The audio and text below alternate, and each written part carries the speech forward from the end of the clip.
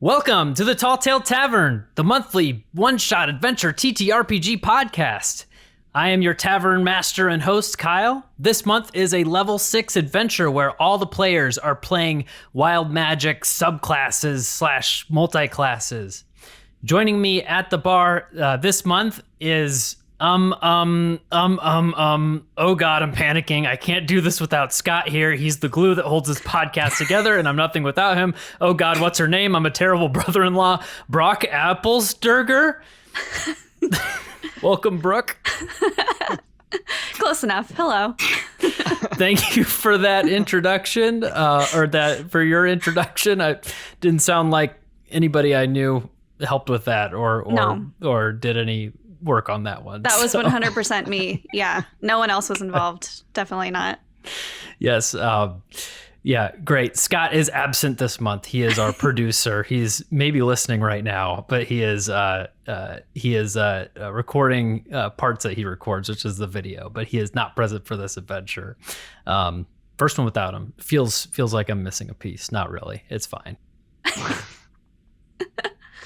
One thing I'll also do is ask you guys what your character name is and what your subclass is that you're playing. So, Brooke, what's your character's name, race, and class that you'll be playing? Yeah, so I'm playing Roxipany Daisriel. She goes by Roxy.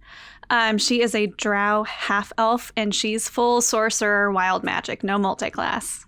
Cool. Next, we have an engineering professor in love with math, shiny rocks, and shiny math rocks, Becca. Welcome, Becca.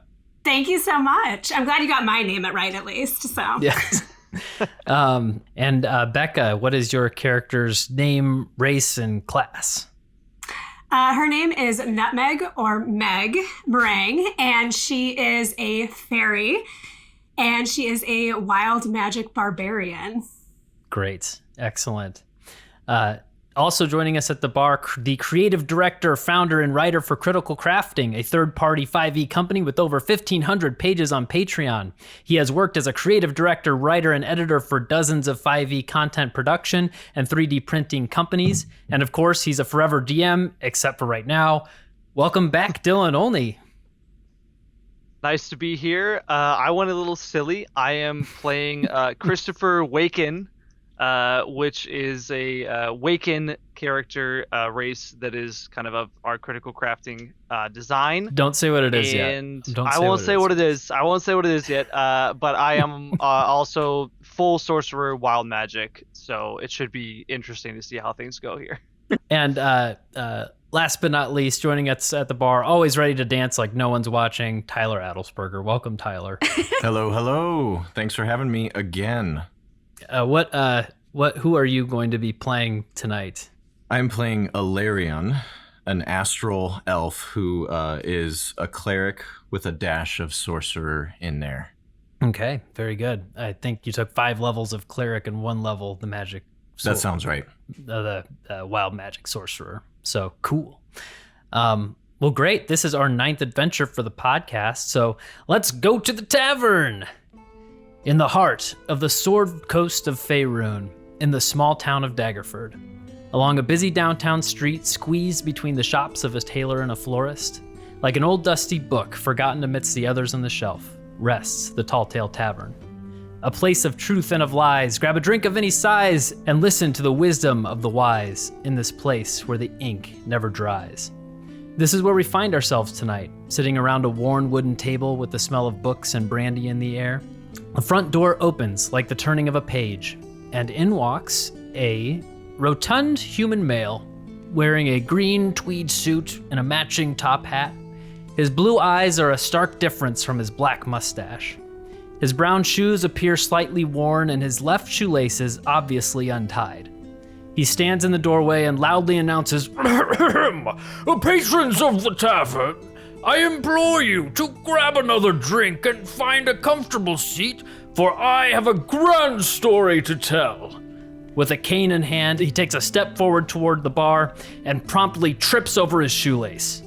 Gasps are heard in the bar as this very large man stumbles to the side of the bar and falls shoulder first into a bookshelf lining the wall. He's able to catch himself, but many of the books on the shelf tip and fall over, but only one book falls to the floor. A large black book with a silver clasp tips from the top shelf, falls and hits the ground, clasped first, breaking the clasp. Dust swirls around the book as it clearly has not been touched in a very long time. On the cover of the book, a large rune softly lights up, an arcane symbol of lines intersecting one another. The large man dusts off his pants, clearly embarrassed. "I'm so sorry, my apologies." He leans down to pick up the book. The bartender, a bald man with a brown handlebar mustache, suddenly rushes forward and shouts, "No, don't touch!" But it's too late. As the man's hand contacts the book opens up in a forceful blast of colorful magic. The man is thrown away from the book, hitting his head on a nearby table, knocking him unconscious, his mustache now turned a bright pink. Magic spews from the book, swirling around the room. A man's beer turns to milk. A woman in a chair shrieks as the chair starts slowly rising towards the ceiling. The wooden floorboards individually change to grass, sand, and ice, turning the floor into this strange tapestry of terrain. An older man with a long white beard looks down to see his beard is now made of white feathers. A small girl drops a teddy bear to the floor, and the teddy bear sits up. Dylan, would you please describe your character in some more detail for us? So I am a small teddy bear with a little sack strung over my shoulder. I have a little red t-shirt that does not extend past my protruding belly, and I have yellow kind of fluffy fur on my stitched little body. What is your reaction to suddenly coming to life here? Oh, bother! The girl and her mother shriek and move away from you. They're very freaked out by this. The bartender attempts to make his way towards the book, but looks to be blasted by a strong wind that's affecting nobody else in the tavern. He's unable to reach it. Above the pages of this open book, ethereal images of fire, water, ice, earth, smoke, and lightning swirl and change. Then briefly an image of a man in a dark sorcerer's cloak with yellow outstretched hands appears. His form lingers for just a second, then assumes its previous chaotic form, and the ethereal magic rockets out the front door of the Tall Tale Tavern, over the city of Daggerford, and straight down into an open patch of land just outside the city limits. As it hits the ground, a nuclear blast of wild magic explodes outwards, affecting the entire city. At the epicenter of the blast, a large hole, 100 feet wide, is formed in the earth, with a circular staircase made of stone leading down into the darkness. And thus begins the Sorcerer's Appendix! Roll the intro!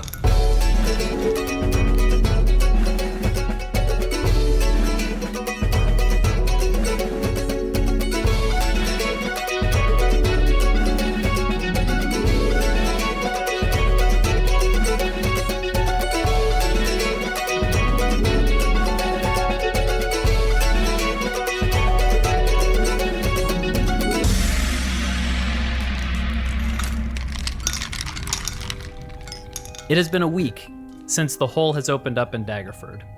In a moment, the town had gone from being just a small stopover town between Waterdeep and Baldur's Gate to the central interest of the Sword Coast.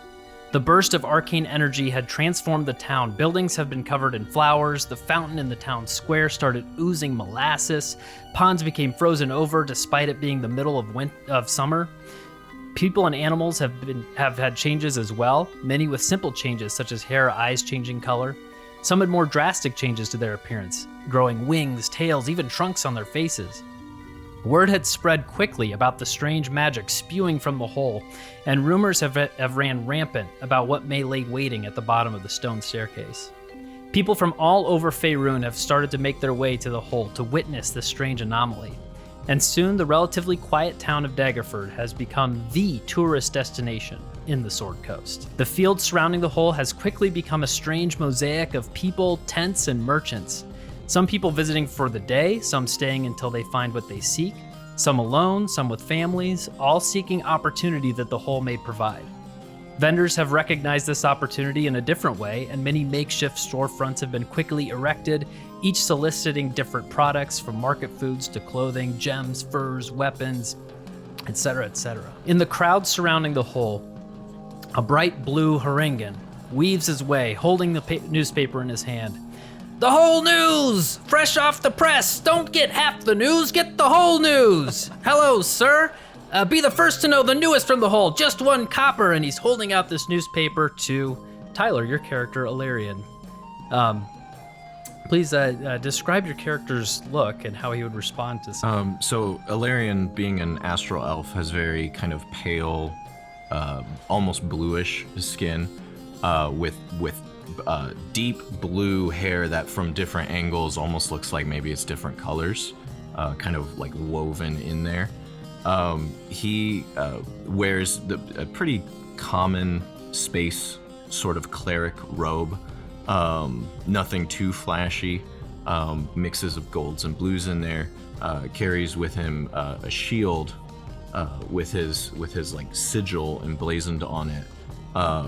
And he would walk up to this Harengan and just say, "Ferryman, give me all of the news right now."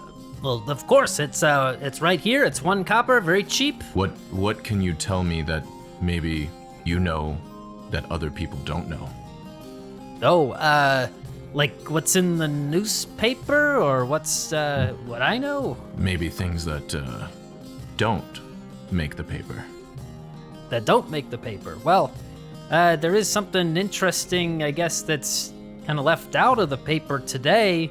Maybe maybe a couple copper might be able to tell you what it is. I reach into my haversack and I just pull out a gold piece and give it to him. Holy! And he like grabs it, like he's having trouble grabbing onto it, and stuffs it in his pocket. Well, let me give you the grand tour, sir. And he grabs your hand and kind of weaves your way through the crowd. You're kind of far away from the hole. You haven't really been up to it yet. And he leads you up to it and shows you that this hole is there's a large crowd surrounding it, and it's actually been barricaded off with just a rope, and there's guards standing about 20 feet away from each other surrounding this hole. There's a small podium that's been set up, and he leads you up there, and he says, "Look, they didn't get this in the news today because it just happened, but I don't know what's going on. The mayor's gonna make an address. It's this big thing. It's not been like this this whole week, so I don't know what's going on. That's probably the best I got." Thank you, furry creature. And then I just stare at the hole. In the mix of the merchant shops, a few wanderers stop to sit at an open theater. On stage, a performance is taking place, a tale of 2 star-crossed lovers meeting at the hole, both falling both into the hole and in love, and living happily ever after. The production is enhanced with magical effects throughout, keeping the crowd engaged despite a middling performance and storyline. As the production of Holy Matrimony concludes, a red-haired human actress bows, walks off stage, and quickly drops a fake smile and walks directly to the stagehand behind the scene. Next time with your magical effects, you need to pay more attention to my movements. If they aren't perfectly smooth, it's not believable. Brooke, would you please describe your character that this actress is addressing? Yes, so she's, a drow half elf, like I said, so she has that kind of like purpley, like dark purpley skin. She's got that hair that's like, you can't tell if it's like silver or lilac. And she has hair actually a lot like Becca's, like bangs and like short, kind of to the shoulders. And she's got a little headband in, she's got glasses, she looks a little nerdy. And she is very... I'm so sorry. I will try better next time. I'm really working on it. I think I've almost got it exactly right. She's like, yeah, well, just keep working on it, okay? Because it doesn't look good enough right now, all right? And okay. So why don't you go out there and maybe spread the word maybe a little bit? Go out to the crowds, tell them about the play. I'm putting a lot into this performance, and I need you to help support me here, okay? Oh, I do that after work every single day, so I can do it for double the time today. I will do it until night falls and no one is out anymore. I'll go all day long. Okay, great. Well, the stage needs cleaned up, so do that first and then get out there. Oh, okay. She rushes out to grab a broom. Good. Further down along the merchant corridor, an elderly woman stands outside of a caravan cart who has opened up a storefront. the storefront front is part of this like caravan cart that kind of like opens up. She's standing there, and her horse is nearby. Her horse has 4 human feet, and it is grazing in the grass. And she calls out to the passerbys, Spices affected by wild magic. Add an element of surprise to your dishes. And this catches the attention of one person shuffling through the crowds. Becca, please describe your character. So she's probably a little easy to miss at first because she stands at about 2.5 feet tall. She has bright white skin and this flaming red hair that she styles usually at the top of her head in these 2 little pigtails just to keep it out of the way, just in case an accident happens. Probably most noticeable feature is her beautiful wings that look like a moth almost, but they fade from a golden rich brown at the top down ombre style to a bright white at the bottom, giving kind of the overall effect of a marshmallow being roasted in a campfire. Oh, nice. Which is interesting because usually the first thing people notice is that aroma of a toasted marshmallow before they even see her coming around the corner. She has that scent to her. Just that scent, yeah. Good. Cool. Does she have a reaction to this woman peddling spices? Spices? What do you have? What's affected? Oh yes, come here. She brings you in. This is we've called it shift spice, but it's every time you taste it, it's a completely different flavor, completely random. And she says it's cheap. It's the only kind that's available anywhere. I say cheap. It's it's one of a kind. Just a gold piece for a packet. Oh, that is a very good price. So I don't actually have any money, but I'm really good at doing things. Like my aunt told me that I was really good at getting things off of top shelves, but only like the not breakable things, like wood bowls, not the china bowls. I'm not supposed to touch those. She goes, interesting. Well, I suppose, and she looks at her cart and it's got a bunch of things. I don't really have any tasks lined up for you to do real quick for me. You say you've got no money at all? I think your audio. To get a couple. Is your audio there? Oh, is it go out? ahead. I didn't hear you for a second, but I think you're good. So. Okay. Well, I tried to get a couple jobs, but sometimes I need to be just like relocated from those jobs because things happen. So I haven't actually gotten paid for any of them, but I will because I'm really good at especially high up stuff. And my wings kind of flutter as I say that. Oh, good. And she goes, well, I do have this, we've got this whole merchant thing going on, the guild in town once all this paperwork done. And she goes back and she gets this like box of like papers that's scribbled. And she's like, you know what? I can't really leave here because this is all my stuff and this is like prime time. But if you could, fly these over just a few carts down, you see it. It's kind of in the distance. You can see there's a hut that has like a Daggerford symbol on it and a man there with a clipboard standing. And she goes, if you could just fly this over, I'll stand right here and watch the whole thing. Come right back and I'll give you a half packet of the spice. How about that? Okay, so I just take this box and I go to that man. Yeah, simple, easy. Okay.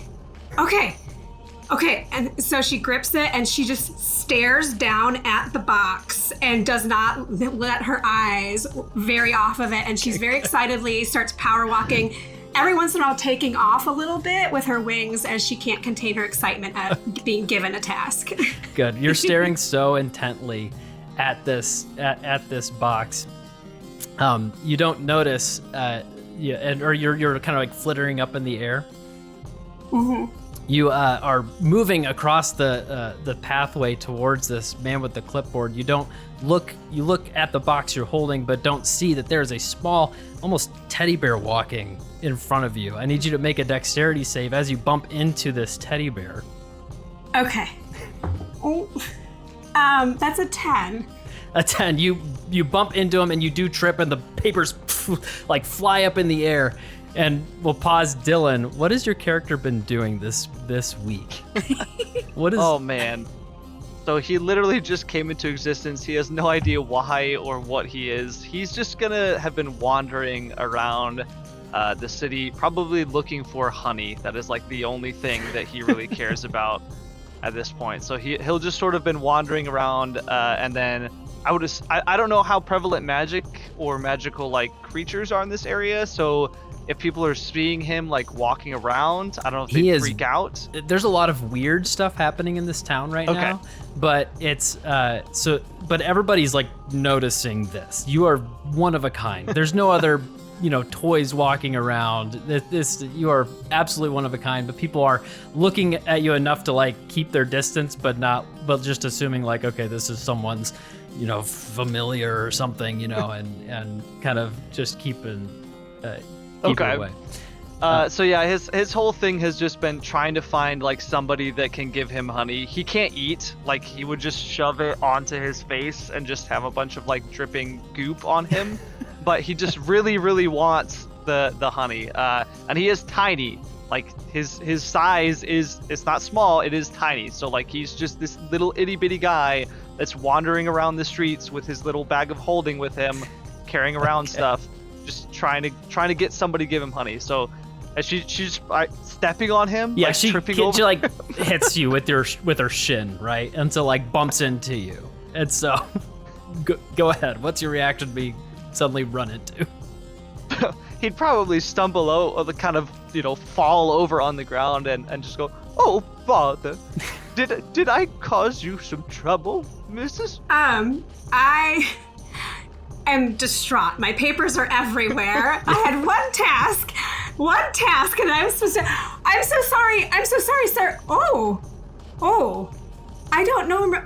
Oh, and I reach out and I kind of poke your nose and like just to see what's going on. And oh, I'm sorry. Boundaries. Those are important. It's all right. I'm full of fluff. Were you hurt? I'm sorry for kicking you. Oh, it's no bother. May I help you, madam? That would be great. Yeah, I seem to have lost all of my papers. Yes, please, thank you. You hear in the distance, "What the hell are you doing? Pick up the papers!" Like this old woman's been watching you. I start fluttering around and rapidly trying to pick them up as much, but I'm getting more and more flustered, so I'm doing a very bad job. Dylan, give me a sleight of hand check. Your fingers have some honey on them. I want to see how much they're sticking to the papers. See if you're able to avoid the sticky parts of your hands. That would be an 11. 11. So you're able to mostly not touch the papers, but there are a few that are sticking. Like you have like one piece of paper that's stuck to the back of the hand that you can't get off, and you both make your way with this pile of papers to this man with the clipboard, and he's what is this? That lady that sells spices in small bags told me to give you this. Oh, okay. And he grabs it. Is this her paperwork for the for the merchant license, I assume? Yes. Is that one as well stuck to your bear's hand? I'm just gonna slowly I'm too small, so I'm just gonna slowly raise it up to try and like put it in the stack, but I'm way too short, so I'll just sort of hop a little and try and like put it on. He's able to peel nonchalantly. Peel the honey off, or peel the paper off and like set it, thank you, I guess. And he sets that one aside, and you turn and make your way back, and the lady's like, whatever, and she hands you, she like gets this shift spice, and like she was gonna give you a half a bag, she gives you like just the tiniest like morsel, like basically, you could probably dab your finger in there a couple times to try, and she hands you that little small bag. Here you go, don't come back. Thank you. If you ever need any more box carrying or up high grabbing things, think of Meg. Yeah, I will. Thank you. Okay. Good. Do I still have like a little bit of stickiness on my hands from the honey? Yeah, yes, just a little bit. It's like a constant thing. I'm just like looking up at her and just go, "You don't seem very nice." And I'll just try and dab a little bit of honey on her shoe, just as an inconvenience as I like walk, just waddle. The hell was that thing? It's just gets down with a towel and it's like not coming off because it's sticky honey. So you all approach you're all approaching the hole at this point. And as you make your way there, you notice everyone notices that it's been roped off around the entire perimeter. Town guards standing every 20 feet or so, and this platform is front and center. The crowd is murmuring about this now guarded access to the hole. Soon, a dark-skinned woman of medium build with golden dragon scales that spread backwards from her cheeks and on her forearms arrives at the platform and addresses the crowd. If I could have everyone's attention, please. My name is Sharana Lockhart, and I am the mayor of Daggerford. Our little town has been pleased to welcome you all here to witness this strange magical anomaly. In the past week, we've had many people arrive here with certain expectations of power, of healing, and just looking for answers about themselves. There have been many rumors about what may be happening when you go into the hole and what effects occur. I have some unfortunate news, though. The rumors are largely unfounded. The reality of the situation is that 35 people so far have braved to go into the hole, and none have returned. So for the safety of everyone, I have made the decision to close entry to the hole, but for a select few. We are looking for a group to descend in together to get to the bottom of this hole, and to find out the purpose or reason for this wild magic. For those interested, please meet me at my tent. And she points to this like purple kind of temporary tent that's been set up in the crowd area, but near the podium. So what would do your characters respond to that? Ilarion would immediately just like kind of almost head down, not really looking at anything, but walk right to the tent. Good. You start walking, and that blue Harangan next to you, he like pulls on your jacket. He says, "Hey man, wait! You give me a gold coin. You give, you act all mysterious. Like, yeah, I'm gonna give you. You want like how many of these papers do you want? You want all the papers?" And he's like has this whole satchel of these newspapers. Would you be able to provide me with a list of all of the occurrences that have happened here that have been out of the ordinary, apart from the hole? Oh, a list of all the things? Yes. I can try to come up with some categories. It's just a few bullet points of some kind that would let me know exactly when this started, what occurred immediately after the hole appeared, and lastly, have there been any people looking to not just capitalize on the situation by selling trinkets and tchotchkes, but anyone coming in and trying to take charge who maybe shouldn't have been taking charge? Ooh, and when you say the capitalized thing, he like kind of hides his newspapers, like, oh, nobody's capitalizing on the situation. No. Yeah, absolutely. I'll be right back. Hey, you headed to that tent then? Okay, I'll be right back. And he kind of scoots off. Other characters, do you guys respond to this call to go to the tent? I think I turned to my new best friend and immediately like, why do you think someone would go down there? What do you think is down there? Probably honey. You think? Honey's. I would kind of like raise my little hand and try and wave, and I'm like literally my hand is not even above someone's waist, and I'm trying to like ask the lady who's announced the question. Because you are a tiny character, you are a tiny size. Yes, nobody is responding to that. You're just a tiny bear, and the mayor's headed towards the tent. Maybe we should go to the tent and ask our questions. I mean, see if there is honey down there. That sounds like a good idea to me. Okay. Head over. Brooke, do you respond to this as well? Yes. Well, okay. So first I would say Roxy is feverishly trying to get everybody's attention. She's like, does anybody care about the figment of the theater? The figment of the theater is playing. It's a very good play. roll persuasion to the crowd. Okay. Does it have honey in it? Oh, okay. That's pretty good. This is 19. 19. There's a few that turn your direction and look like they're interested. They Okay, they look at Yeah, I hand them like flyers that I have made them myself. Oh, good. Great. Yeah, they're fairly interested. They're intrigued. You've handed out some flyers. You're feeling pretty good. Okay. Pretty good about that. I would say she has definitely been using the, going to spread the word about the play as an excuse to come over here every day and kind of look and just figure out what's going on with this thing. She's very intrigued by it. So having done her duty of gotten some people interested in the play, she will kind of hesitantly follow and just see what this is about. Great.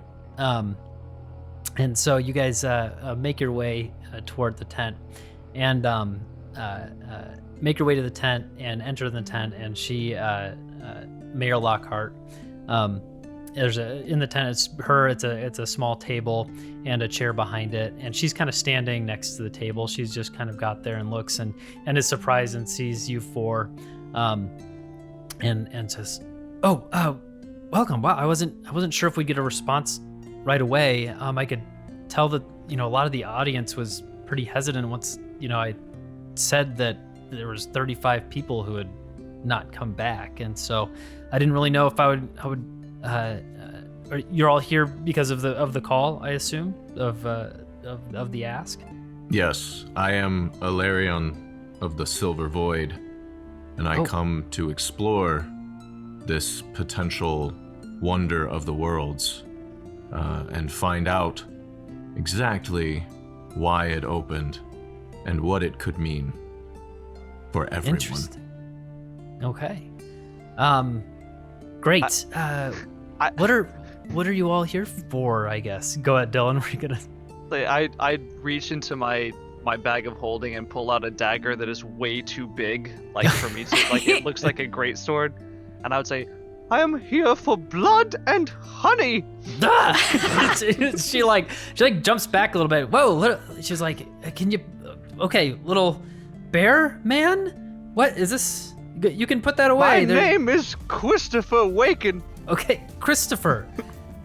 I've never met anyone like you. I suppose.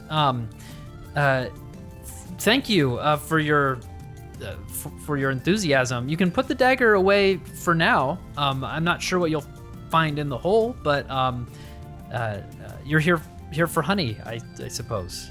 All right, Christopher puts it away with the promise of potential honey. He's satisfied. Okay, good. And turns to Meg, to Nutmeg, and she says, "What draws you to the hole? What makes you want to join and explore this?" Well, I do really like honey, but I was kind of hoping that maybe the hole would cure me of my wild magic. But so yeah, I want to go down there and explore, and then I pull out a rolling pin and I hold it up, and I also am for not blood really, but honey. So yeah, Good. I'll go. Great.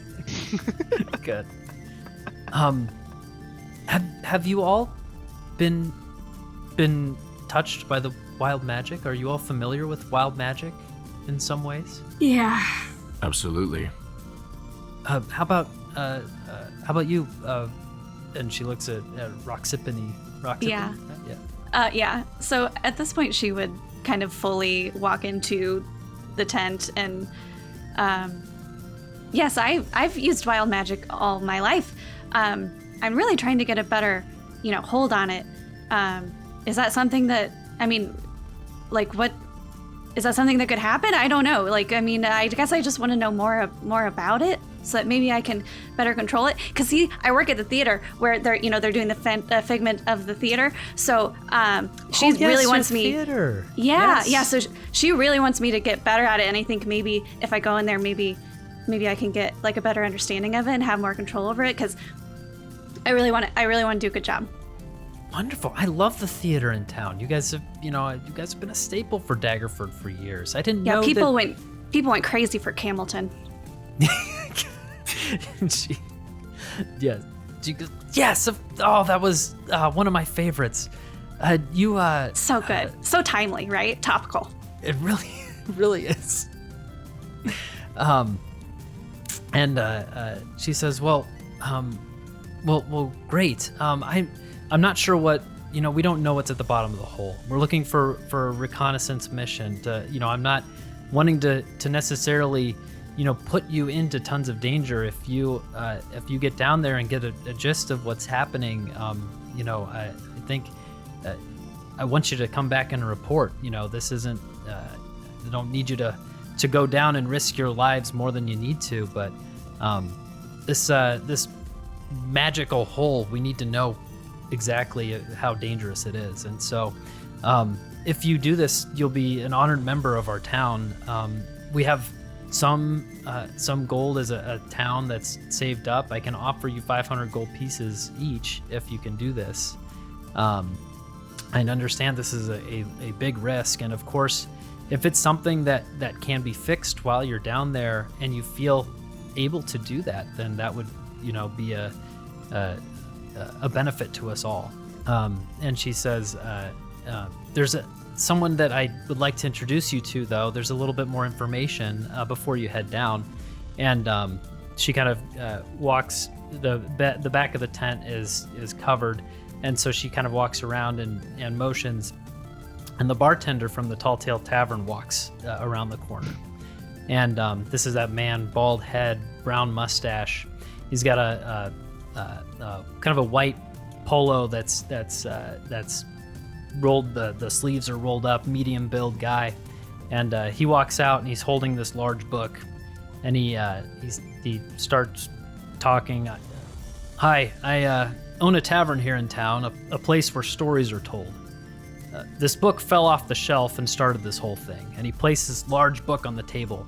I had won it in a card game once, many years ago, and was told it housed a special power. I couldn't ever get the silver clasp open, so I assumed it to be a fraudulent story meant to up the bid of the card game. I placed it up high on our shelves as an ornamental piece and forgot about it until it was opened, just last week, creating this wild magic explosion and hole in the ground.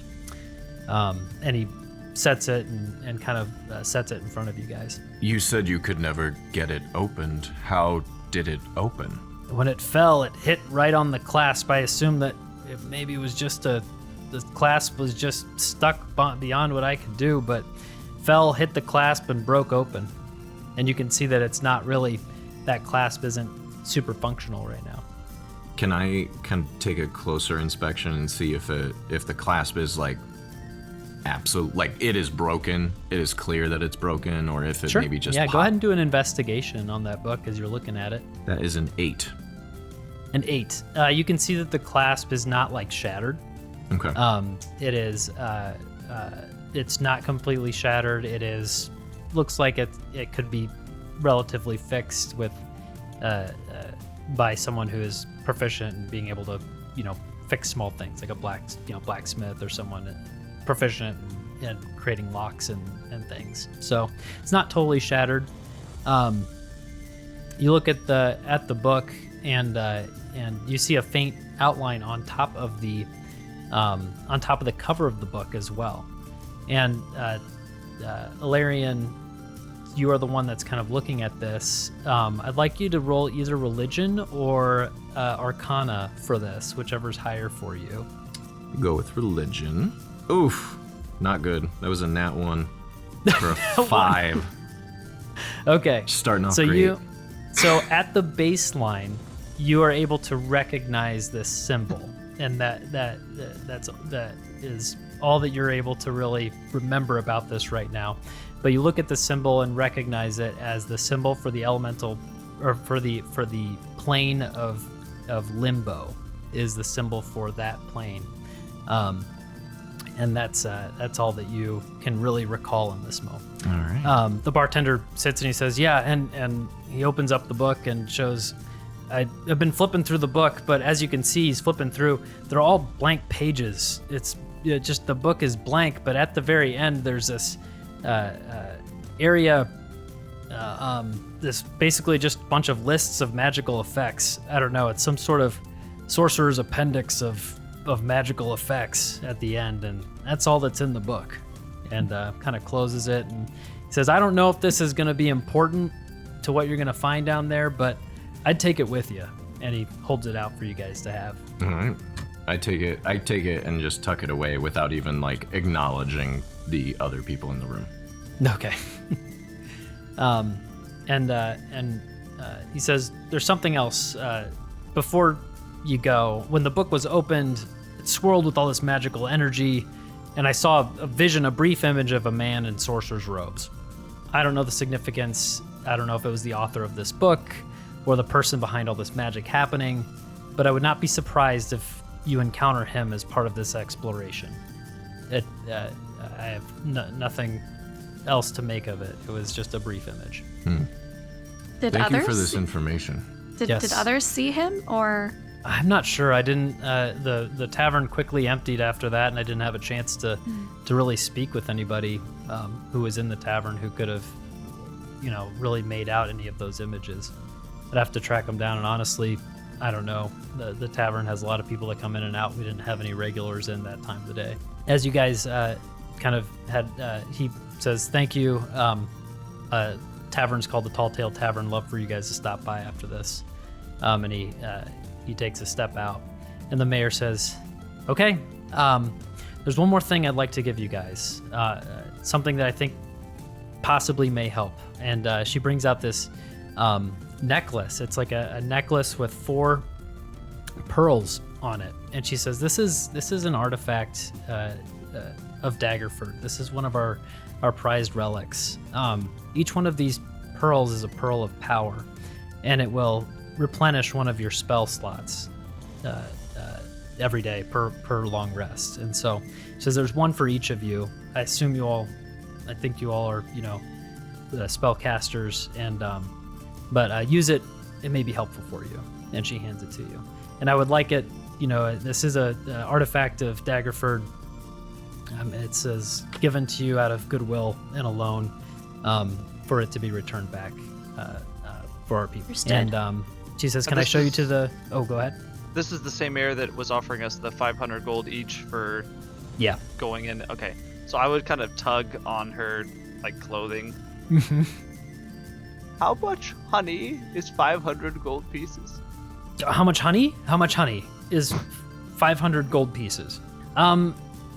Maybe enough to fill that hole.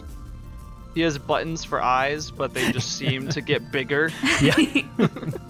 Good. He looks very excited. Great. So she leads you to the opening of the hole. This hole is kind of like rock surrounding the hole, but then a very clear stone staircase that goes down in a spiral around the edge of the hole down into darkness. You said you've sent 35 into this hole and none have returned? Well, she goes, when the hole opened, we didn't really know what to do. We were all, watching it, and it seemed like the magical effects weren't really changing anything in the town after that first blast. And so people were going down of their own accord. We hadn't sent anybody specific. People were going in, explorers and whatnot, to investigate themselves. And we've kept track to see who has come out, and no one has come out yet. Probably okay. They're probably just exploring, right? As I look over the edge. maybe they got out somewhere else and they're just making their way back? Yeah, they probably were just tired. That's Perhaps all. they found a lot of honey in there and decided to stay. They're most likely dead. I don't know why you are all saying this. They're most likely dead. Oh, that's a little bit, Illyrian, that is dark, but also we do fear the worst here, and that's why we've gone to the measures of closing things down until we can figure out what's happening. Being like a newly sentient being, Christopher would like tug on the nearest person's clothes and go, "What is dead?" Who is that? That'll be who is nearest to you. We'll say, look and roll. That'll be fun to roll just a quick thing to see who is closest. Let's say Becca's 1, Brooke is 2, and Alarian's 3. 3 is Alarian. Great. Well, tiny stuffed bear. When the force of life inside of a being no longer is active, we call them dead. They may look like they are sleeping, but they are not. Some cultures believe that there is a soul that continues on. Some cultures believe that that is the end of a person and their existence. But what most likely happened here is these explorers, not knowing the ways of wild magic or the ways of magic in general, potentially, most likely went down there and are no longer alive, are no longer sentient the way I am, the way it appears that you are, all of us around here. The thing of life is what keeps us going and moving forward, and when that is cut off, it is something that cannot be undone typically. Christopher would kind of like take this information in and nod like very knowingly.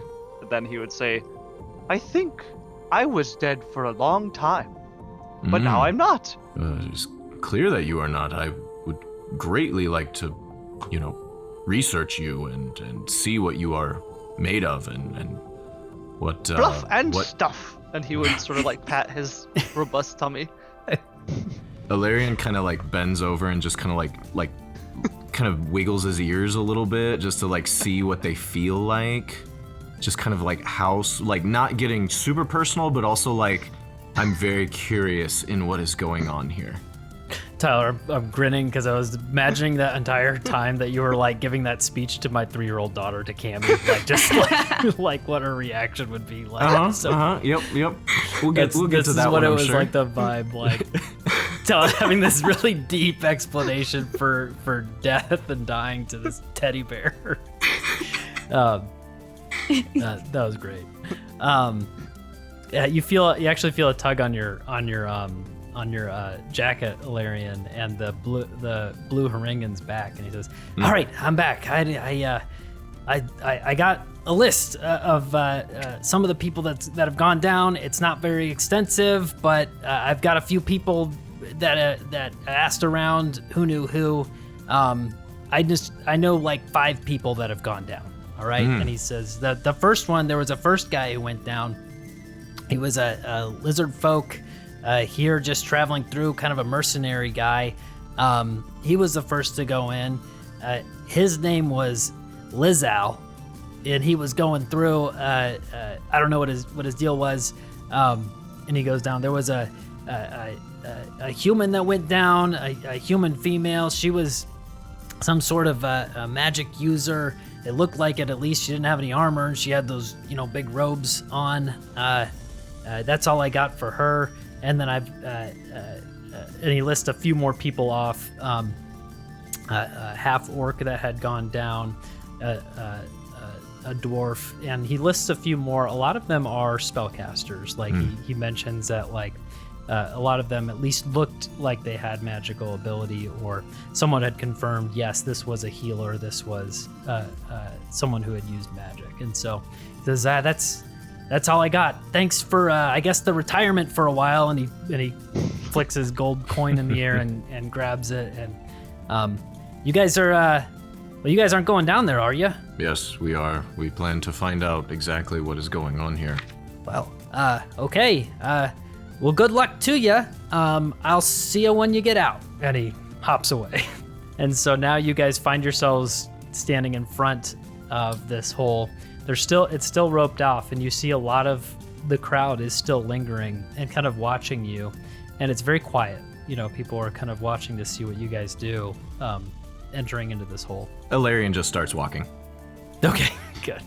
Just into the rope. Just Oh yeah, you guys are on the other side of the rope now. So yeah, Straight line, like the rope. Yeah, the rope is just moving taking with the them. ropes with Dragging with I it. meant to say that you were like on the other side of the people where the rope is, so you're close to the hole at that Okay, point. all right.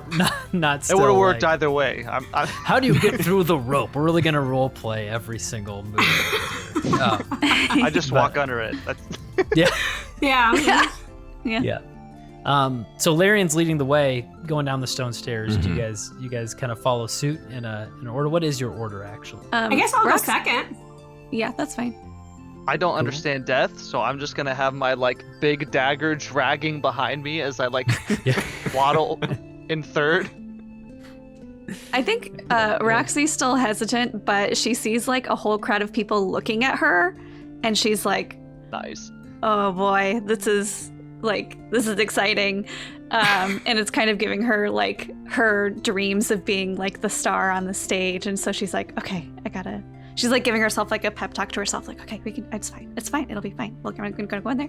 I'm gonna get magic. I'm gonna come out. It's gonna be fine." Okay, good. So she's just following along. Great. You guys descend downward. It is dark. I think that, so if I'm remembering correctly, I think Roxy and Ilarion have dark vision. I don't know if your teddy bear, I don't think your bear creature I don't believe I has do. No. dark vision. And I don't think do that not. Becca has, and I don't that think Nutmeg has so. dark vision either. No dark vision.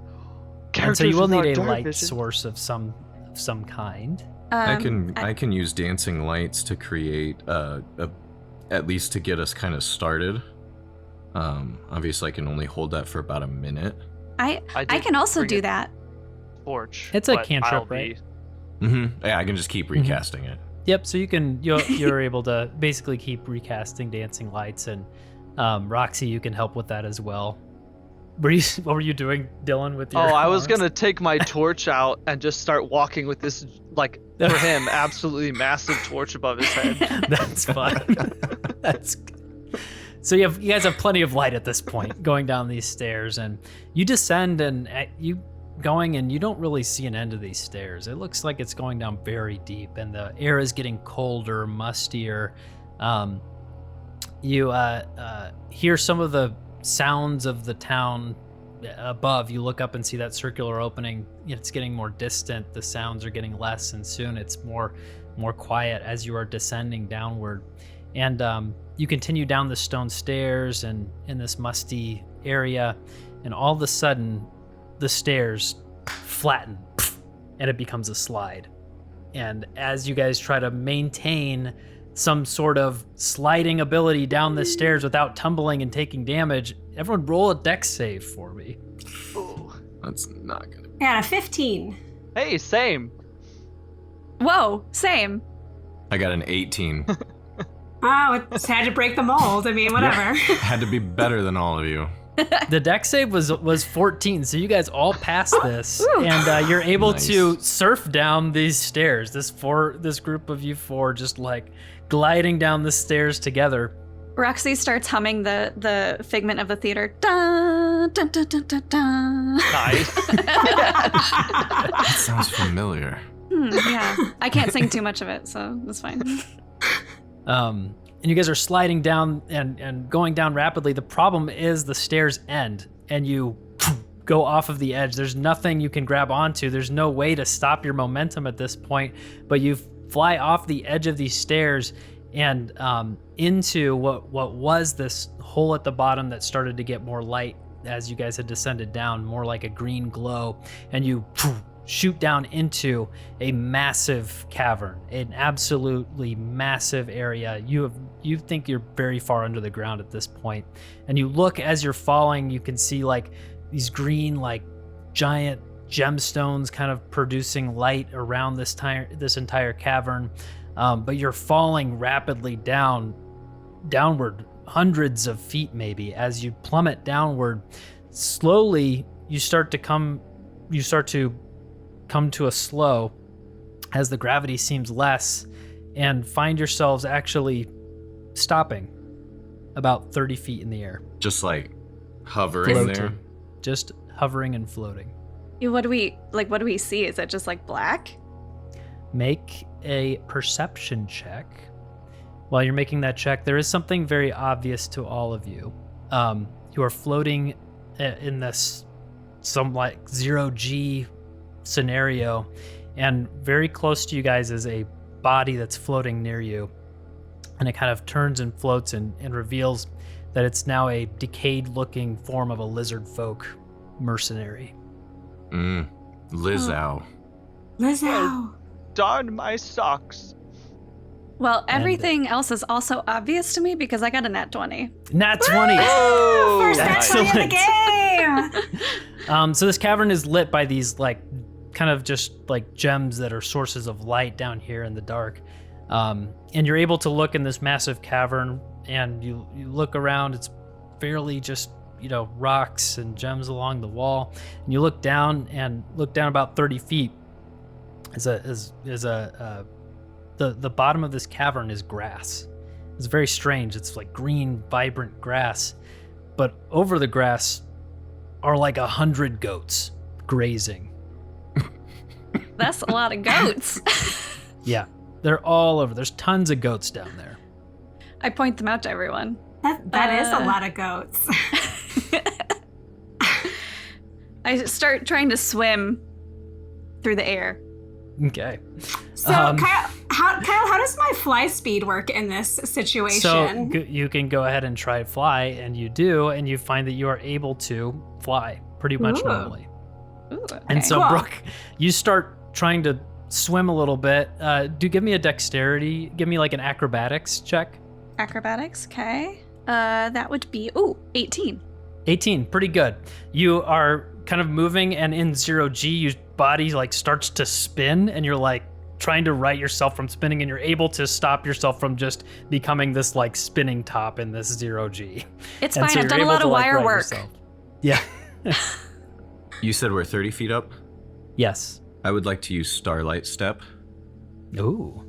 which allows me to magically teleport up to 30 feet to an unoccupied space that I can see, and I would like to be on the ground. Okay, cool. And with, is that with the goats. With the goats. Is that that is one of your class? That's not a spell. Okay, so. Yep. Yeah, so it's a race ability. So great, you are able to do that, and you land on the ground. And I investigate the goats. Okay, well, let's see what you'll be investigating. I'm just letting the you know goats. I'm looking at the goats. Great. Just go. staring them down. Right at them. I Look at me, fly look at me. over to Christopher and Roxy, and do you guys need help? Because I have this rope, and it's a pretty cool rope. It can go down or up, and maybe you could climb down it, because I see that you don't have wings. That would be fun. But in the meantime, I start trying to do like somersaults in the air. The astronaut spin. Yeah. Okay. Christopher would kind of look over and say, "In a minute, please." And he's sort of like drifting over to the dead body of the lizard folk that's floating there. And if he can reach it, he's just gonna kind of poke it a little bit and look down at Illyrian and say, "Is this dead?" Yes. Oh, bother. You don't want to be him. Does anything come out of the corpse? Does he like poke like any valuables or honey or anything? As he just like pokes it around in the air? Bodily fluids, anything like that? There's nothing. It's Just spinning around. It does start spinning. That's what happens. It's not going to like leak fluid on you. It's not a I just bloated started corpse or imagining anything. But Christopher Yeah. just doing little. I was also imagining honey coming out of a rotting corpse. It's just a very visceral reaction. yes, it's not happening. There's no honey coming out. There's no fluids. Just so I don't have to vision that right now. But yes, it is spinning. The body is spinning as you're All right, touching. that has at least given him some more information on what dead means. So he's good with going to the rope now that he's satisfied his curiosity. He'll just Okay, cool. How does the rope work then? Yeah, Exactly? I'm so glad I chose it. It's the rope. Yeah, I saw you choose that. I was like, climbing. that's gonna be a good. That'll be good. I realized in retrospect, I was like, my character flies. I don't need no rope, but I figured maybe other people would. So it's a rope of climbing. It is a 60-foot length of silk rope weighing 3 pounds, whatever. If you hold one end of the rope and use an action to speak the command word, the rope animates. It can go in any direction that I choose. And it basically can like anchor itself, and it can hold up to 3,000 pounds at a time. Nice, cool. So is it like when it extends? Is it still a flimsy rope, or is it a hard rod at that point? Like if it's not attached to something, it's still like a flimsy rope, probably. That's how I'm envisioning it. If it doesn't have anything to like latch on. I would imagine. I Otherwise, think how would you it's- carry it around? Yeah, well, because it animates with the magic word. So it becomes an animated rope, and then it goes back to normal and it coils.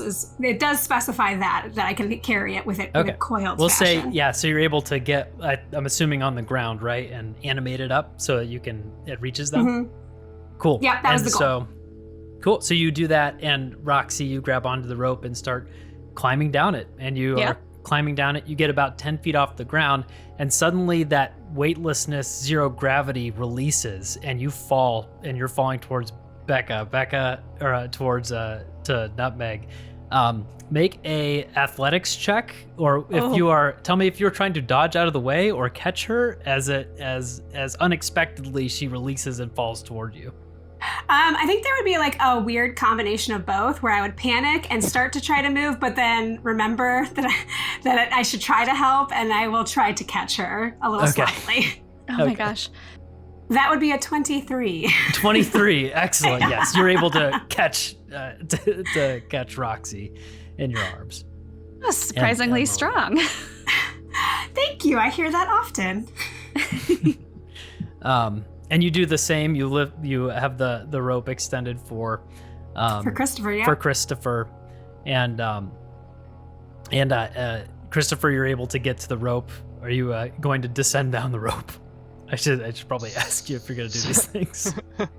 So, okay, this is an interesting thing, because being tiny, I can technically fit inside of my own bag of holding. So I could climb partway down the rope, then climb into my bag of holding, and then drop onto the ground in the bag of holding. Okay. I think. So, but I'm not sure if I can get back out unless someone takes me out of it again, is the issue. So do you communicate? I'm That? We'll probably say not that gonna- you have the wisdom to know that you will need help getting out if you want to do that. Yes. And that you only have 10 minutes of air if you're in there. So I'm a construct. I do not require air, sleep, food, or drink. So I can stay in there You forever.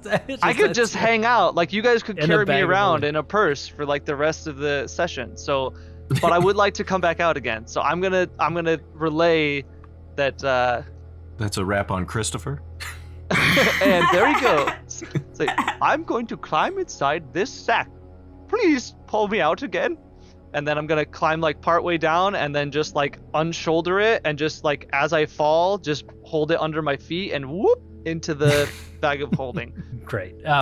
So you're able to do that. You're able to be caught or just fall to the ground, and then who pulls you out? Someone pulls you out, right? I don't know. We're about to find. Nutmeg would 100% pull Christopher out. Okay, great. Good. So you guys stand there and look, and you see these goats, and they're all walking up to you. Like a few around are kind of walking up to you, kind of nuzzling at you, bleeding, like bleh, bleh, and like kind of like looking at you. Kind of like one of them nuzzles Christopher a little bit, trying to figure out if this is like a chew toy or something. Do you guys respond? Ilarion, go ahead and roll investigation. All right, that is a 9. A 9. And Ilarion is trying every language he knows with these goats. Okay. He's trying Common, Elvish, Deep Speech, Abyssal, all He of knows these the languages. Abyssal? Oh yeah. Okay, which I need you to list the languages. That's all I got. Elvish, Okay, what'd you say? Elvish? Deep speech, abyssal, and common. Okay. The goats If do it not speaks react. in one of those, I'm gonna be terrified. Ooh. It doesn't. No, the goats are not responding to your language. They are just kind of looking to you, and rubbing up against you guys a little bit, and just so, like this whole cavern, it's like 100 goats. It's a large cavern, this large patch of grass that you can see. Anything else what you guys do with these goats? What are any reactions to this? Try to like reach out and just like nice goat. Are And you I'll do petting it. him? Yeah, I will do it in Undercommon since that's my native language. Oh, nice. Doesn't go ahead and roll animal handling. Okay. Oh, this is 16. 16, great. You are able to pet this goat, and it like nuzzles up. It likes it, and you're petting this goat, and soon another goat walks up and is like nudging up against you, and so you reach out and start petting that goat. Another one walks up, and soon you have like more and more goats that are approaching you, Roxy, Okay. and you're just petting them, trying to pet all of them and satisfy these goats. I only have 2 hands. Can't get all of you at once. How many goats are there? There's like 100. Like it's like tons of goats down Okay. there. Sorry, I missed. I was like, wait, are all of the people who went down here now goats? But that's more people than went down here. As you're petting the goats, your like hands are going wildly trying to pet more and more. There's one that like just all of a sudden feels very different, and you like it's got like fur, and you look to your right hand, and there's a lion's head that's like rubbing against your hand and like purring like up against your hand, and you're like, Oh, okay. Scared, but trying to keep it together because there's a lion standing next to me, and I don't want to freak it out. And you I make just say, mention of this to "Good anybody?" lion." I mean, I say "good lion" out loud. Okay, good. And it's purring up against you, and all of a sudden, you see like a goat head pop up, like next to the lion head, and like get jealous and kind of like butt at this lion's head, and it like goes to the side, and this lion head looks at the goat head and kind of gets angry. Suddenly, a dragon head pops up near it. Oh, and this no. dragon head looks and like puffs a little puff of fire at the goat head, and then this beast. All of a sudden, his wings pop out, and the goats go flying, and you are standing in front of a beast with a lion head and lion front of the body, a goat back of the body, and 2 extra heads, a goat head and a dragon head. Everyone roll initiative as this okay. chimera blasts its wings out and looks ready and angry to fight. 11. Okay. Dirty 20. Nice. 4. 4. Ooh. And Christopher. 18. 18. Nice. Okay, you are up first, Roxy. Okay. Because it was working a second ago. This is ill-advised, but I think this is what Roxy would do. She casts Mage Hand, and she tries to pet all 3 heads at the same time to see if that helps. Amazing. That is so funny. So it's a 1 extra hand, so you're trying to pet all 3. Yeah, so I'm petting all 3 heads at the same time. Give me an animal handling check. Give me with advantage, because that's just a great idea with the mage hand. I love that. Oh, I didn't roll great, and I don't have any pluses to animal handling, so that's a 10. A 10. Unfortunately, it does not work, and so Okay. you extend your hand out. The heads that were fighting with each other, once they had like spread everything out, they looked toward you. They kind of recognized you as a threat, and you reach your hand out to try and pet them in the mage hand. And they snap at it, and the goat thrusts its horns forward, and the dragon like nips at it, and so you jump back and do that. Okay. Do you have any bonus actions or anything that you would like to do with your turn? I don't think no. I think that's it for her first turn. Well, with this massive, this chimera doing this big motion towards the goats, you look around, the goats are starting to panic, and they're starting to form and just start running like a herd. And they are running around, and they are running through you guys, and this is a layer action. Everybody give me a dexterity save as these goats are trying to run in between you to see if you're going to take damage from these goats. Ooh. Yeah, I just got a 9. Becca got a 9. 19. 19. Nice. 11. 11. Okay. So if you, I think Becca, what yours was a 9. Mm-hmm. You fail it, and so Yeah. you are going to take a bit of damage, 5 points of damage, of bludgeoning damage. As you try to jump out of the way, you get hit in the side by one of the goats with horns, and like hits you in the side. Next up is Christopher. Okay, so would I recognize this? Like, being that I am only been alive for a week and probably only seen like goats and sheep and stuff, I'm assuming I think this is just a weird looking like horse or something. Yes, yes, you are very new to life. Life for you is chaos. It's always been chaos. There's weird things all around. So you do see that it's threatening, and that it's threatening. So your I group. can figure out that this is bad news. Yes. Okay. So are my friends close enough to this thing that if I were to cast Fireball, it would hit them? You would hit me. I'm petting yes. it. Yeah, you Or guys is- are pretty all very close to it, and Okay. I'd say it'd be hard for you to really place the fireball with a range, like it just inside the range, just with the proximity of being so close to everybody. Gotcha. How about if I use Lightning Bolt? If I like maneuver my little self and then just Yeah, you blast can a do that. line of lightning through the goats and this thing, since I Mhm. don't trust those goats anymore. Yeah. Yeah, that's fine. Yeah, you don't care about the goats? No, they just hit my Yeah. they hit my friend, and they're, to me, this is like a stampede of like war horses running at me. So Yes, right. Yeah, massive beasts. I'm about just cutting a line through this. So I'm gonna go ahead and cast the lightning bolt. So 100-foot line of lightning, 5 feet wide. Each creature in the line makes a dex save, which is a DC of 15. On a failed save, they take 8d6 lightning, or half as much on a success. And it also ignites flammable objects. So if there's a dead goat, it catches on fire, I guess. Okay. It rolled a 17 on that dex save, Dang it! Okay. Let's. but it will take half damage from that lightning bolt. All right. See if we can roll. All right, so it was a 32 total, so half that. Half that. Okay, so 16. Yeah. Me bad math. Head full of fluff.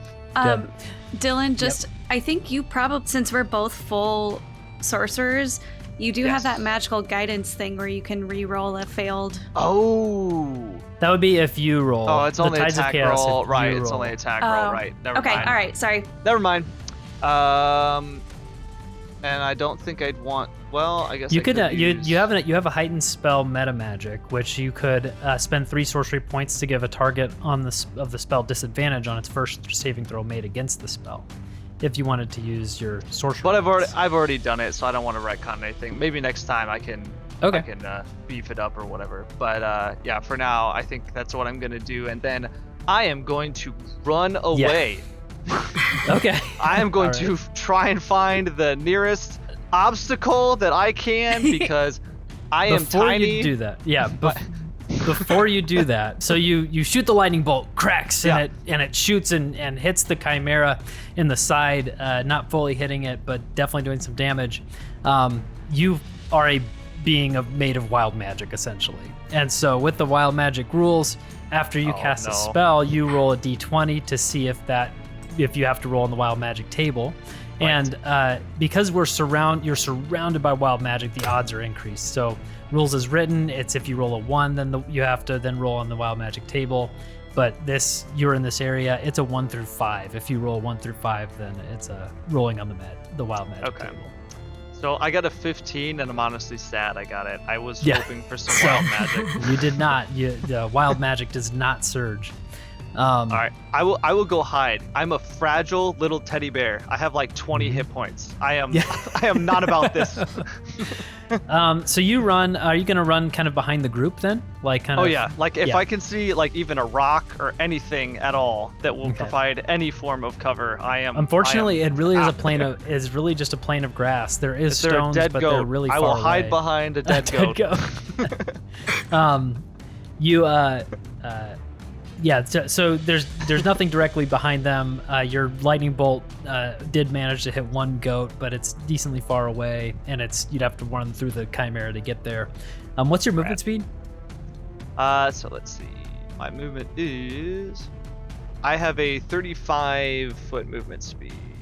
Fast little teddy bear. Dang. Yeah, I run. You're just so fast. Go 5, 10, 15, 20, 25, 30. Okay, there you are. I'm a Anything Flash. else for your turn? Nope, that's it. Nutmeg, you're up. Okay.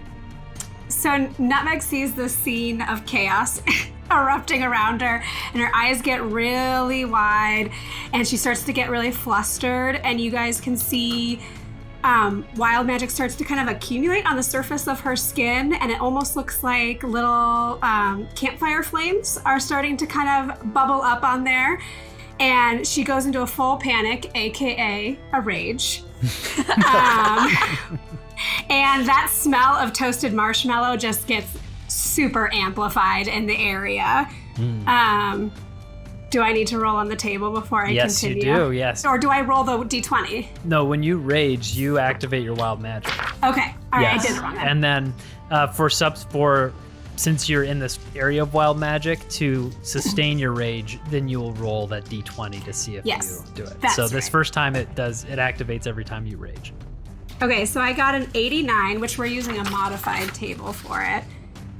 Until your rage ends, you and all creatures 15 feet from you gain a flying speed equal to their movement speed. Awesome. Cool. That is great. So Which of us are within 15 feet of her?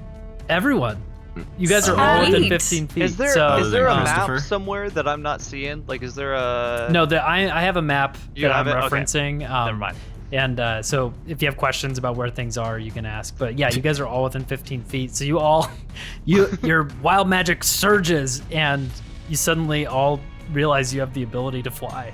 Oh, You know what's cool brother. is it's technically all creatures, not all Oh, so you- allies. okay. So the goats are flying The goats? too. The goats, yes. There's still a few. Lord. There's like 2 goats that are still, they're kind of like running, like herding themselves around this thing. It's like a wave that has passed you guys, but there's a couple stragglers. And yes, you have a couple goats that are now like moving in the air, running around. Like Does that One include is- the chimera? Yeah, chimera- yeah. But Chimera it's has we can wings, fly. so- I It's assume not it that can we fly. do fly. Like, Sure. No, you gain a flying speed. Yeah. Yeah. Yeah. So you could. I would Yeah, be so you're floating not immediately. necessarily floating, but yeah. The goats definitely start like running like reindeer, up and up. A few of them. That's amazing. Great. I'm So that's your so glad. effect. That's So what do you do awesome. for your turn now?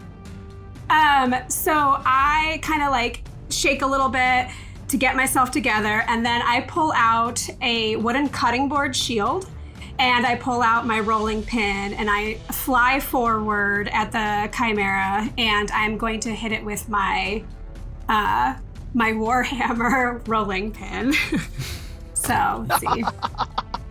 Ooh, that's so bad. That's only a 13 to hit. 13. 13 does not hit.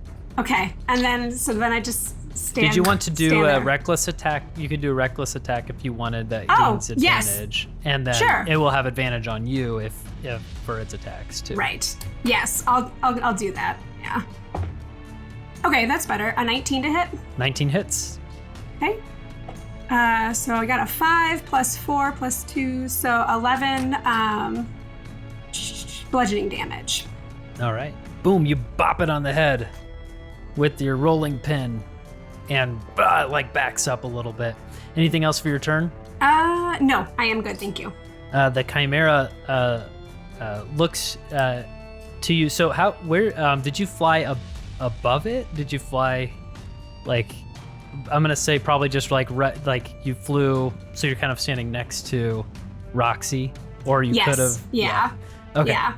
So what it does, it looks, and the dragon part of this beast takes an inhale and uses its fire breath in a 15-foot cone, and that is going to hit the three of you. It's not going to hit Christopher. And so you will have to make a dexterity saving throw as you're trying to get away from this fire. Okay, so it says I have advantage on dexterities against effects. Does this count as an effect that I can see when I'm not blinded, deafened, or incapacitated? Yes, yeah. Against a dexterity save. Yep. So you have advantage against for strength or dexterity. Okay. Kyle, can we use Tides of Chaos after we know if we fail or not? Or do we have to say we're going to use it ahead of time? I don't think that it actually specifies on Tides of Chaos. Okay, because I rolled a 4. Go ahead and use it. Yeah, Okay. if you want to use it. Yeah, I would like to use Tides of Chaos. Okay. Meg got a 19. Good. You succeed. And Larian, what'd you get? 13. 13. And Brooke, what did your character get? Even with advantage, I got a 9. A 9. Okay. Oh. Yeah. Sorry, it was Larian that got a 13, right? 13. Yep. Yeah. So Larian and Roxy both fail, unfortunately, and you will both be taking the full breath of this fire. Oh boy, you take 30 points of fire damage. That absolutely roasts you guys. All right. Is anybody Okay. down? Not quite. Nope. Okay. It is going to back away, and it's going to just try and leave out of your guys' range. It's a little bit freaked out with the two of you there. So you will both have an opportunity attack on it as it's trying to leave out of your range. I got a 13. To hit? Yeah. 13 does not hit. I just crit on it. It's trying to run away. Now I feel bad. But yeah, I just got a Good. nat 20. Awesome. Roll your damage. Roll double the die. Could you? That's just 13 bludgeoning damage. Okay. I bop And it that on was one with, of its noses. That was with double the dice roll there. Yes, Cool. I rolled bad. Great. You hit it, and it backs away. It's taken a decent amount of damage. And it is going to back up and fly up about 30 feet in the air. And so it is kind of flying up that high. That's its turn. Larian, you're up. All right. I would like to cast Firebolt at it and hope that it hits. It's not going to, because that's a 9. A 9 does not hit. Does not hit. You also have this ability of Tides of Chaos I as do. well.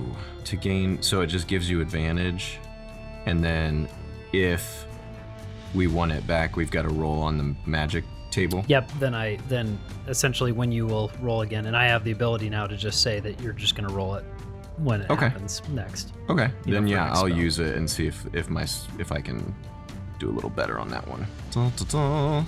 It's a little better. It's an 11 to hit, so. probably Ooh, not. 11 still does not hit. Okay, that's my turn.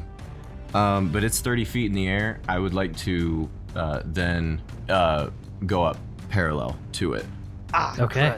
Nice. 30 feet. Is that what you were gonna do? No, I was gonna cast Fireball. Well, but I'm not. I'm gonna keep my distance because I wasn't in its Oh, range. okay. Yeah, Gotcha. so Dragon I'm Ball not Z going. style. I'm not going Yeah. up to it. No, this is total Dragon Ball Z Cool. style. Great. So you rise up to the to the level of it, and you're about. You said you're gonna say what 30? Are you gonna try and maintain like a 30-foot radius? Yeah. You think? Yeah, Okay. absolutely. Yeah. We'll say you can do that. Do you have movement speed like that's 30, or is it? You know what? Let me check.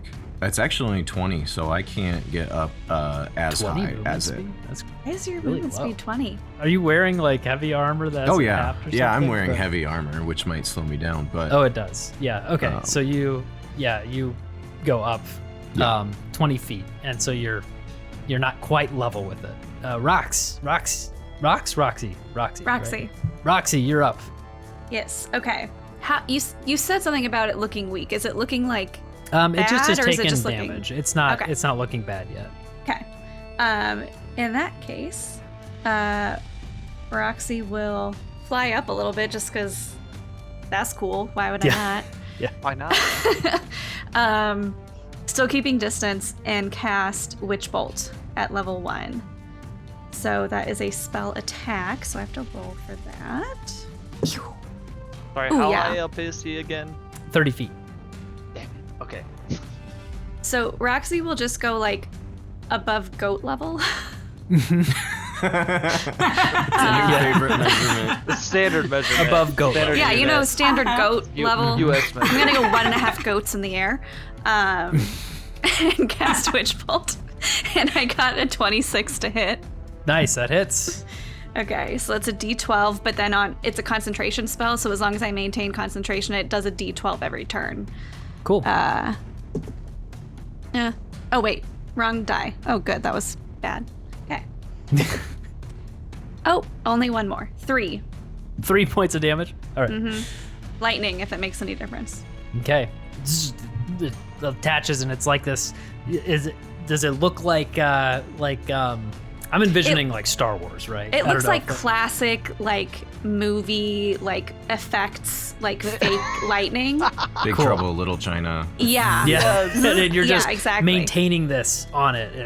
It's now zapping it. Yeah, she's standing like this permanently with her hands in the air in like a thriller Yes. motion. Gold. Well, you are gonna have to roll. Wait, is that a cantrip? Nope, it's a level 1 spell. Then you are gonna have to roll on that wild magic table because you're gonna get that Tides of Chaos. Wow, magic Is- baby. Let's go. 15. 15. Well, this is the actual. I have roll. to actually so do it you 'cause it's- actually okay, have okay. to roll on the table when I have you do it with the Tides of Chaos. Perfect. So Okay. it will. Okay, happen. so I a roll lot a- of 15s rolled so far. Yeah. Okay, so I do the percentile on a 10, right? Yep. Yeah, for your D100. 62. Now you've got. No, sorry, now I this read it is- wrong. 69. Okay, cool. So check your. Nice. You have your wild magic. Nice. The Yes, I do. So this will be a good time to bring up their different tables. Becca is using one that she made for the barbarian wild magic one. Tyler and Dylan are both using homebrew ones, separate ones, but they're both made by the same person. It's a Reddit user. Asius, God of Booty, made your wild magic tables. All right. And Brooke is 69, using the Asius, God standard of one. Booty. So you had a interesting look on your face, Brooke. What was the roll that you did? Yeah, so this is good and bad because I'm definitely within 30 feet of the Chimera because that's the Witch Bolt's range. Each creature within 30 feet of you becomes invisible for the next minute. No.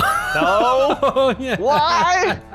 Why would you do that? Invisibility ends if they attack or cast a spell. Okay, well that's better. Great. But the Christopher, all of a sudden, poof, everyone's gone. Even a few goats on the ground. Poof, you guys are all visible. Except for Christopher. He's out of the range. I don't know if that includes me because it says each creature within 30 feet of you becomes invisible. So I don't know if that includes me or not. Each creature within 30 feet of you. You're a creature. Okay. Well, yeah, I'm gonna. I think that usually those types of things include the caster to some an effect, and I will say, since it's wild magic, we're gonna lean on the side of it affecting more rather than less. So, Sure. So yes, you are gone. Everyone's gone. Christopher, you're on the ground, just like looking. Anything else for your turn? No, that is it. Okay. The goats are coming round again, so Nutmeg, you're still on the ground, right? Or no, you're floating. You're flying. I was right? floating, yeah. Yeah. So you're gonna have advantage. You're not all the way above goat level at this point. You're Okay. off the ground. You'll have advantage of this dexterity save as the wave of goats are coming in through. And Christopher, you have to try to avoid these goats dodging between the legs, Oh boy. like Simba in the Lion King. 14. 17. You both pass. You're both able to dodge out of the way from these goats as they go through and miss you. Christopher, you are up. Okay, so my friends are all gone, and the big menacing creature is gone, Is and gone, there's just a bunch of goats at this point. Yeah, goats herding around. This is incredible that this happened to Christopher. Like, I know, yeah. this is perfect. And He's like, this is just what happens. this is just what happens. This is how it goes. Oh my gosh. Okay. Christopher is very, very confused. I think he has no friends. All he has are goats. He has no idea if this thing has left or if it's got some ability that lets it just vanish and then murder him.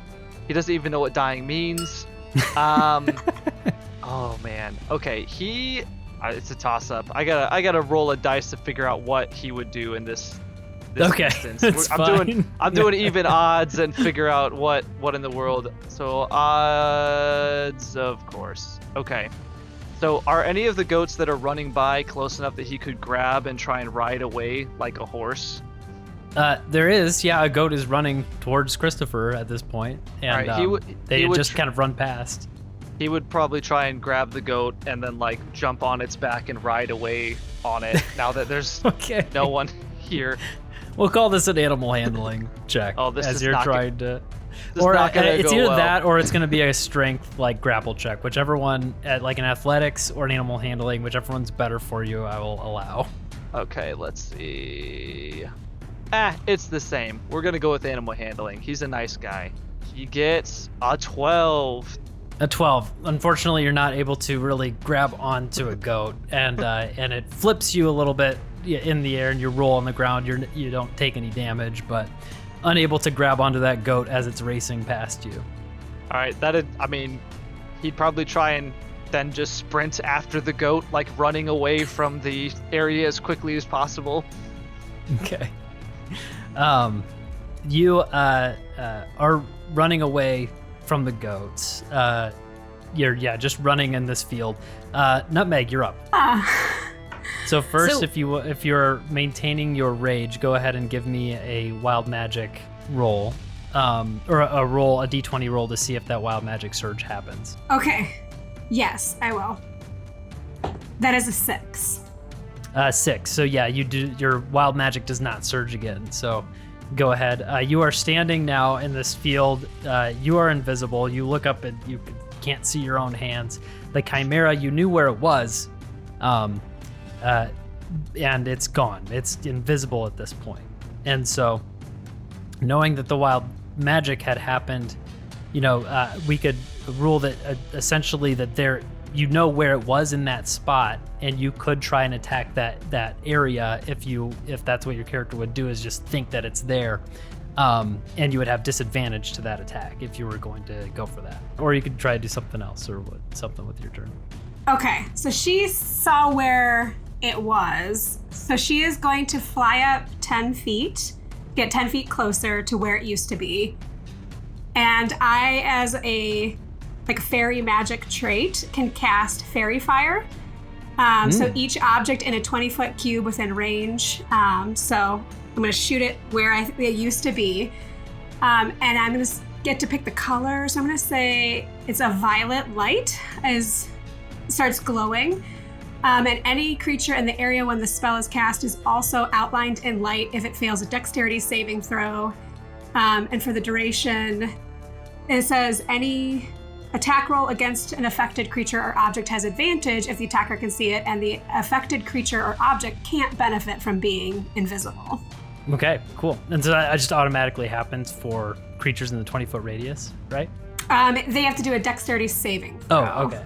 So the chimera is going to do it. I rolled a 6. That doesn't pass. And They light up. yes, so lights up. The chimera is now purple, glowing purple.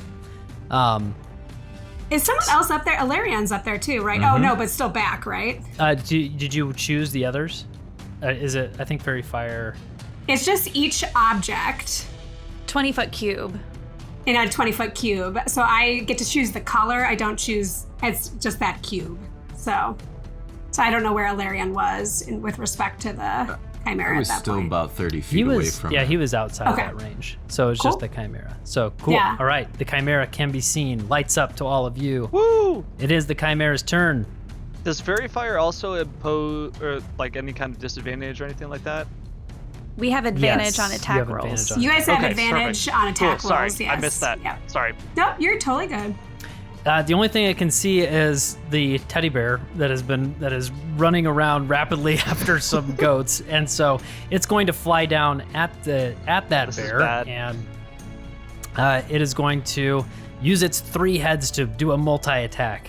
And Very so, bad. so with its dragon head, it is going to try and bite at you for a 21 to hit, Yeah, that'll do it. and bites for 12 damage. Oh dear. Sweet Christopher. The goat heads come in and try to headbutt you for 12 to hit. That is not. Okay, good. Or just Dodge. dodge. Duck, dodge. And then the lion head roars and tries to swipe at you with claws, Also bad. and that is a 20 to hit. That, yeah, yep. That is 12 slashing damage. Okay, I am down. Christopher is down. Christopher's Oh, down. no. And the chimera stands over your body. Alarian, it is your turn. Okay. I can see this because you're not invisible. I would like to fly down to Christopher, get like right on him, and touch him, and say, "Not today," and use Spare the Dying on him to at least stabilize him. Okay, good. So that brings him up which to for 1. me is a cantrip. Yeah. No, it would just stabilize, becomes stable, so no HP. No death but saves. No Great. death saves. Okay, Yeah. cool. Hey, Brooke, what was the thing that broke invisibility for us again? Is it specifically just attacked or being attacked? No. So an action that you make. So attacking or casting a spell will break it. Okay, so I'm no longer invisible. You and are the no chimera- longer invisible. Yeah. Neither Oh am yeah, I. and the chimera, he attacked, and so he is not invisible anymore. He attacked Christopher what? Good. So you casted a cantrip. If you had a bonus action spell, you could still do that. Because you can do a cantrip and a bonus action spell in one turn. You know, You I might don't do think- spiritual weapon. I do. I will cast Spiritual Weapon. Cool. And that. What's your spiritual weapon look like? Oh my goodness. Oh my goodness. It is a crescent moon kind of shaped scimitar. Good. That's what it And- looks like. Nice. And so when you and- cast a spell, you can make a melee attack with it. Perfect. That is a 17 to hit. That hits. It'll do a little bit of damage. It'll do 6 damage. 6 damage of slashing. Or is it radiant? That's a good question. It's isn't it force? Yeah, it's force damage. Okay. Force damage hits the chimera, poof, and to get your Tides of Chaos back, it's time to roll on that wild magic table. D100 here, right? No. Yeah. Yep. That Yeah. D100. Yes. That's a 13. All right. Okay, so as I cast this spiritual weapon, and it hits, a blue cloud just appears over my head, and it is raining colorful confetti and sparkles on me. And You're I like am, a fancy Eeyore. Yep, and I am absolutely not having it. Christopher would be all about this. Just going like this every time confetti is in my face. Amazing. That's good. Great. You get your Tides of Chaos back, and we are back up to Roxy. Okay, so I can do my witch bolt damage again because I have not lost concentration. And Alarian, you are now not invisible. You're Right. Yep. Yep. So that's a 9. 9 damage. 9 damage. 9 lightning Nice. damage. And then I think I would like to use Tasha's Hideous Laughter. Okay. Because if it fails, it goes prone. Ooh. Which would that mean it falls out of the sky? It would. It did go down and attack. I say I'm on the ground. Christopher on. Oh, is it on the ground? Okay, still, that's still good though. Yeah. Okay. Go ahead. Is it? Yeah. So wisdom save of 16 for the chimera. He rolls rolling well. 19. Darn. Okay. So yeah, nothing happens, but I did my witch bolt damage. And Go ahead and roll a d20, see if your wild magic surges. Yeah, that's an 18. It does not surge. That's my turn. The goats running around again. Oh no. Christopher's on the ground. Oh no. Oh no. Christopher gets hit by this. I'm about to And get so- trampled to death by goats. So you've been stabilized. That means that you're not stabilized anymore. I'm not going to have you say that you had to take death saves because he was stabilized. That's a good move. So you're now not stabilized. You will have to roll for that. But everybody else who's on the ground will have to roll to avoid the goats, which I believe is that I don't think anybody actually is on the ground, is it? It should be me. I had to get on the ground to That's touch. right. Yep. So Larian, go ahead and Christopher. roll, and I'm going to roll as the Chimera as well. I am not making it. That was a 5. Yep, you are going to take 3 points of bludgeoning damage as a goat hits you right in the stomach. Ugh. Gets some glitter on top of it and then keeps running. The we Chimera should've is ridden able these to deftly just kind of like, rawr, like one of the heads just looks, the goat head just bleats, blah, and they like scatter away from him as it's running toward him. Christopher, you're up. You are going to have to take a dex. You're going to have to make a death saving throw. So this is a Constitution saving throw. 10 or higher passes. Oh, so you're allowing the addition to con then? Yeah, I Constitution think so. saving Is throw? that usually how? Death Normally saves are it's just usually a raw flat. d20. Oh, Yeah. yes. Okay, you're right. Yes. So Because I have a flat plus 5 D20. to the con save, so I would have been really happy about that. No, it is just a flat D20. Yes. All Yeah. right, fine. All right, 17, so 1 success. You got a success there. Good. Nutmeg, you're up. Okay. So I have a movement of 40. Can I reach the Chimera? Yep. Yeah. It's still. You're able to get there. You're Okay. able to get there. Perfect. Then I am going to run over. I want to maintain my rage, so I need to roll the d20. Yep. It's a 5. A 5. You roll on that wild magic surge. Yay! Wild magic surges. Let's go. Polymorph me into something. So I got a 9. All creatures within 15 feet of you must make a charisma saving throw. You and all creatures that failed this save are transported to the astral plane until the start of your next turn, at which point all creatures reappear in the space they left or in the nearest unoccupied space if that space is occupied. Good. Great. So that's who's rolling. A charisma save for I everybody. don't think that includes me. I'm like yeah, up in the. you're out of the area. She's running to the Chimera, which is right by Christopher, which is right by Ilarion. Ilarion. And so Okay. you guys are there. Christopher, you fail. You fail. You fail. You're going to bloop out. Ilarion, make a charisma saving throw. A charisma. Okay. It's not a charmed Yeah. condition, so I don't get advantage. And it's a 13 DC. Oh, that was big. That's a 21. A 21. Charisma, and I got a 19. Please tell me Christopher's Okay, the nice. only one that just gets transported. The Chimera rolled a 17. What was the save on that? It was a 13 save. Yeah, so you all feel this tugging energy of the astral plane, like trying to drag you out, and Christopher bloop is out and is just floating in space at this point. Christopher, you're floating in space. You come back at the start of Nutmeg's next turn, I think. This is probably good for me. I won't be hit by anything honestly. hopefully not hit by anything.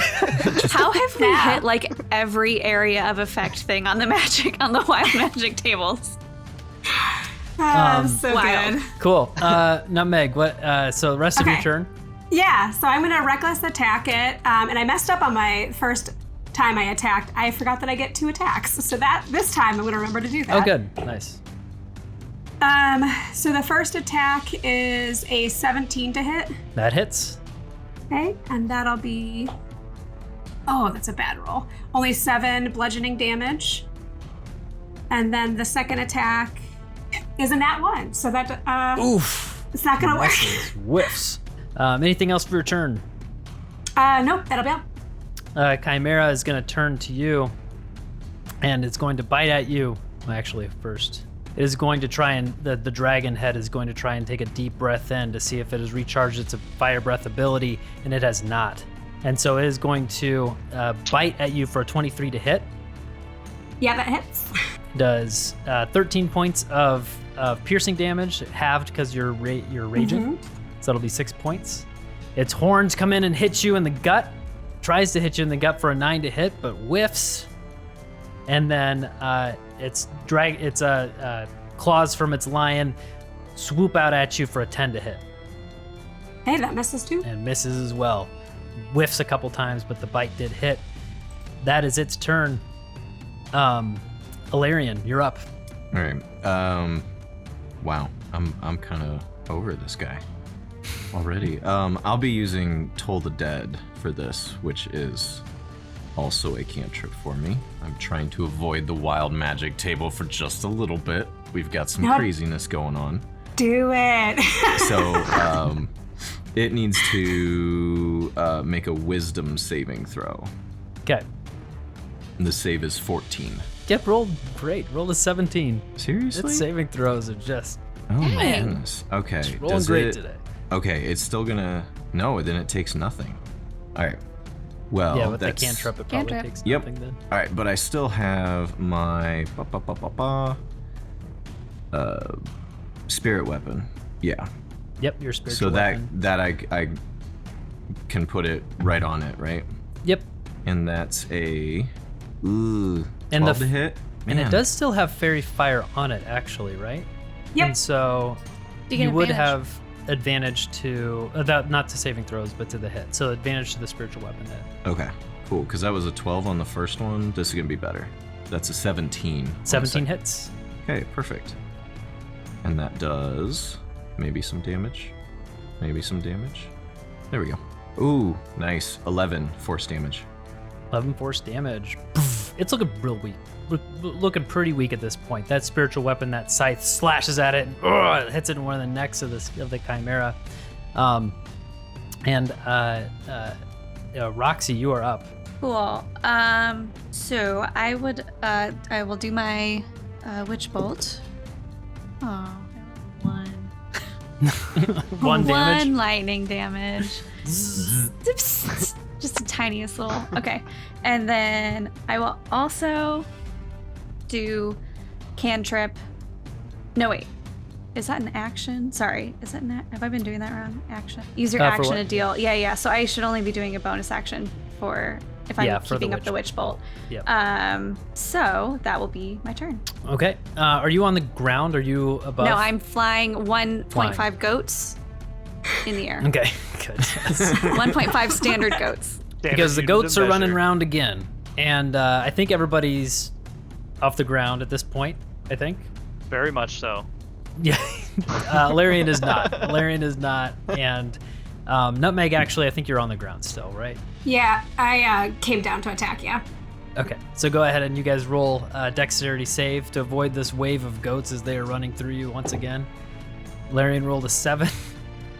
14. 14 saves, a 7 does not. And you will be taking 1 point of bludgeoning damage. You just got Alright. nicked a little bit by one of the horns. All right. You had confetti in your eyes.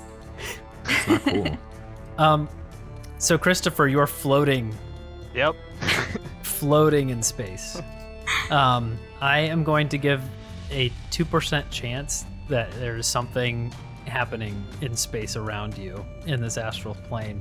So I'm gonna roll a D100, and a 1 or 2, we'll see if there's something near you. All right. It was a 31 on the roll, so there is nothing around you. You are completely in the void. You do have to make a death saving throw. Christopher gets an 8 and fails his death save. So he fails. You take a one fail. Yep. On that. So you're 1 and 1, right? Yep. He's 1 and 1. And Do I now pop back into the... you do. It is Nutmeg, your turn, and so you do pop back into existence, and you're back in there with this wide-eyed. Well, you're actually you're unconscious right now. He has no My- idea. my I love cold- it. Yeah, it just- Yeah. My cold button eyes just staring. yeah. You're like covered with some frost, light frost on your body. It is your turn, Nutmeg. Okay. So I am going to just swing at the Chimera again. And I'm not going to reckless attack because I totally forgot that we have advantage with Fairy Before Fire. you do that, roll a d20, Oh, yeah. see if any wild magic happens. That's a 4. So yes, it does. That's great. Come on, let's I'm not go. gonna make it past this Chimera. Let's I'm do calling it. right Molly, more. immediately. Where more. is Christopher going this time? Christopher's That's a adventure. 19. Christopher turns into an What angel existential dragon. crisis will I this wish I cause was for like Christopher? 20 goat lengths away from this right now. Everything is now and- measured in goat length. That's, I think, a standard measurement. Until your rage ends, you are surrounded by multicolored protective lights. You gain a +1 bonus to AC, and while within 10 feet of you, your allies gain the same bonus. Nice. I take it back. All gain +1 to AC. Yeah. Very good. Okay. I love this chaos. This is great. This is magical. I want all D&D to be like this. Going back to normal is going to be such a letdown. Okay, so 23 for my first attack. I'll just go ahead and roll the second one now, too. And then the second one would be a 16 to hit.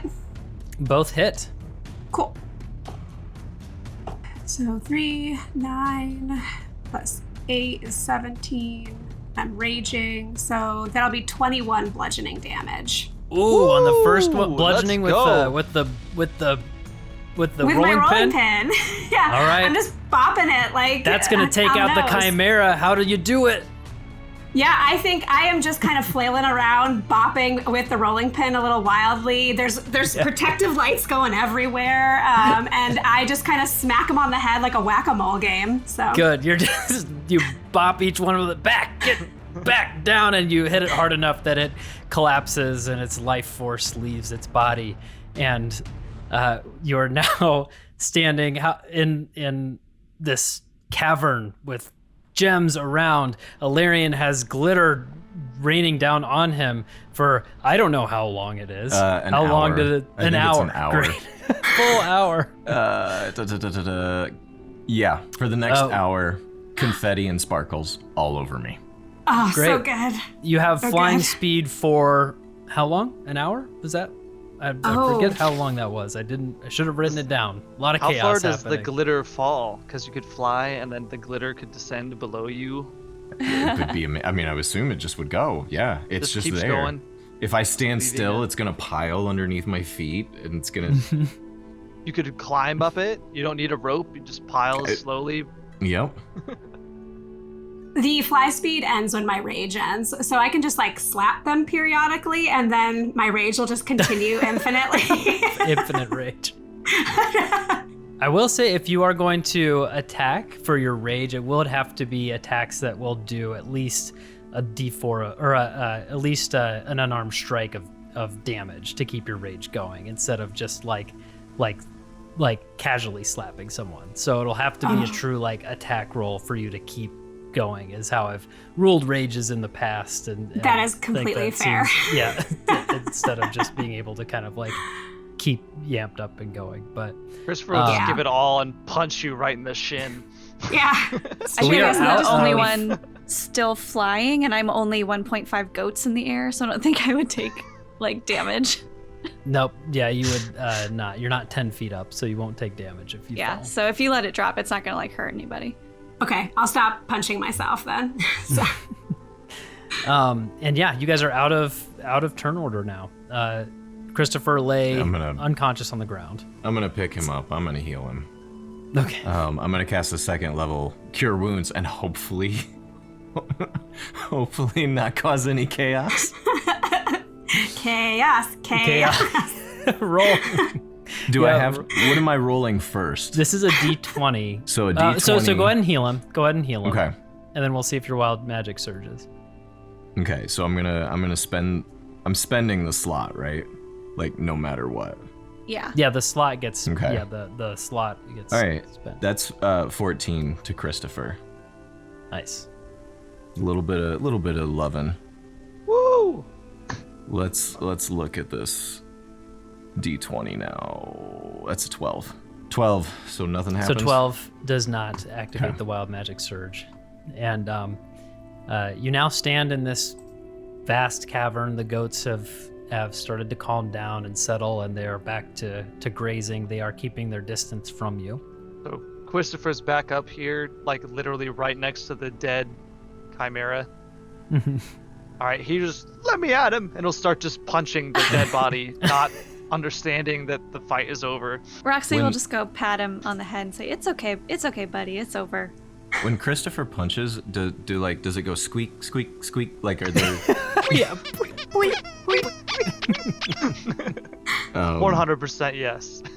I want to go up to Christopher and just be like, I don't know. He doesn't know where he went. You don't know where you went. Like, I No, can't he was even be unconscious. He just. And we don't know that you went to the astral plane. No. You've got a little stardust on you, friend. Ooh. He went invisible twice, but the rest of us only went invisible once. That was very strange. Christopher just looks around very confused. He has no idea what's going on at this point. I feel like our magic has been altered in this place of existence, and I'm not sure how we should handle this.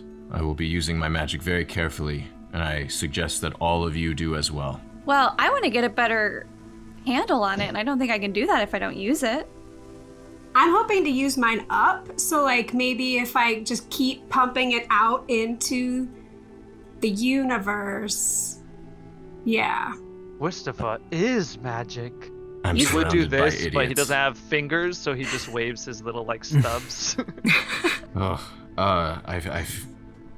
I feel like we should continue on. This was absolutely unexpected. Do we see anything else around now that there are no like goats like right up on us? You are all able to look around the cavern, and there is a few like holes in the cavern. Right, you're like, is that a tunnel? I'm not sure. There's a few. I'm not having you roll perception. This is just kind of passive. You look up to see where you came from, extremely high up. You have no confidence that there's any way to climb up to where you came from to that hole to get up to those stairs. There is in a distant area of this cavern a large tunnel that's been bored out, and that seems to be the only main entrance out or exit out of this cavern. I say we continue on our exploration, and that seems to be the best area to investigate. Is everyone feeling all right? Do we need to rest at all? I'm very hurt. Who's very hurt? Christopher. Yeah, I took damage. I'm actually pretty hurt now that I think about it. I'm at 8 out of 38. Oh damn. Okay. Whoa. I can definitely help us out here. Should I we wanna just short fire rest breath. though? If Would it's that- all of us? Yeah, that might be better. All things considered, I'm not that hurt. Like, I'm a 14 out of 21. I don't have much health. You're just I'm hurt in general. I'm just, like, just it's generally, it's not going well for the, because I have the, like, with the tiny thing, I get a bonus to my AC, and I get the avoidance feature, but my hit die is reduced by 2. So instead of a So you just- 1d6, Oh. I get a 1d2 for my HD. for HP every A 1d2? A 1d2. Wow. I thought that was That's so unique when you fantastic. sent me the thing. The whole the Waken class is like tiny. That is very unique. And very Yeah, cool. that's So, incredible. Yeah. It was fun, but it hurts. It hurts too. it hurts. So, like, another thing is I have false appearance. So, like, if I come in a room and no one's seen me move or act, I can technically act like I'm just a, like, inanimate teddy bear and then, like, spring into action or whatever. But, yeah. So it's got some fun stuff. But doesn't work out so good with fighting chimeras. Yeah. Yeah, I would love a short rest. All right. Yeah, sames. Go ahead. Yeah, so you guys are able to take a short rest. You can expend that hit die, and you do maybe look at the necklace. I'm not sure who actually took that necklace, the Pearl of Power, but it does have 4 pearls there that can refill spell slots that you can use that the mayor had given you. It's one pearl has a spell slot that can be come back at level 3 or lower, I think. But Tyler took that. What did I take? The necklace from the mayor. We all didn't. There were individual pearls. Did we split those up? I only took the book. it was a necklace, and so it's all connected, and so it's like a magic necklace with 4 pearls of power on it, and so if anybody wanted to say, "Yep, I'd like to use that," you could have anybody use that Okay. if you were gonna share Okay. it or. I'm good for right now. I only use 1 spell slot, so. I can also, as I'm fine. part of my bolstering magic, give spell slots back to people. Just let me know. Cool. Nice. We can also, at least I know Sloppy. Dylan and I can change out sorcery points for spell slots if we really want to. Cool. Anything else you guys are doing for your short rest? Everybody good to go? Yeah, I mean, could we gain anything by looking at this book that summoned this? Go ahead and take a look at hole? it. Yeah. And Look do at a the sorcerer's investigation. appendix, maybe? Ugh, that's a 9.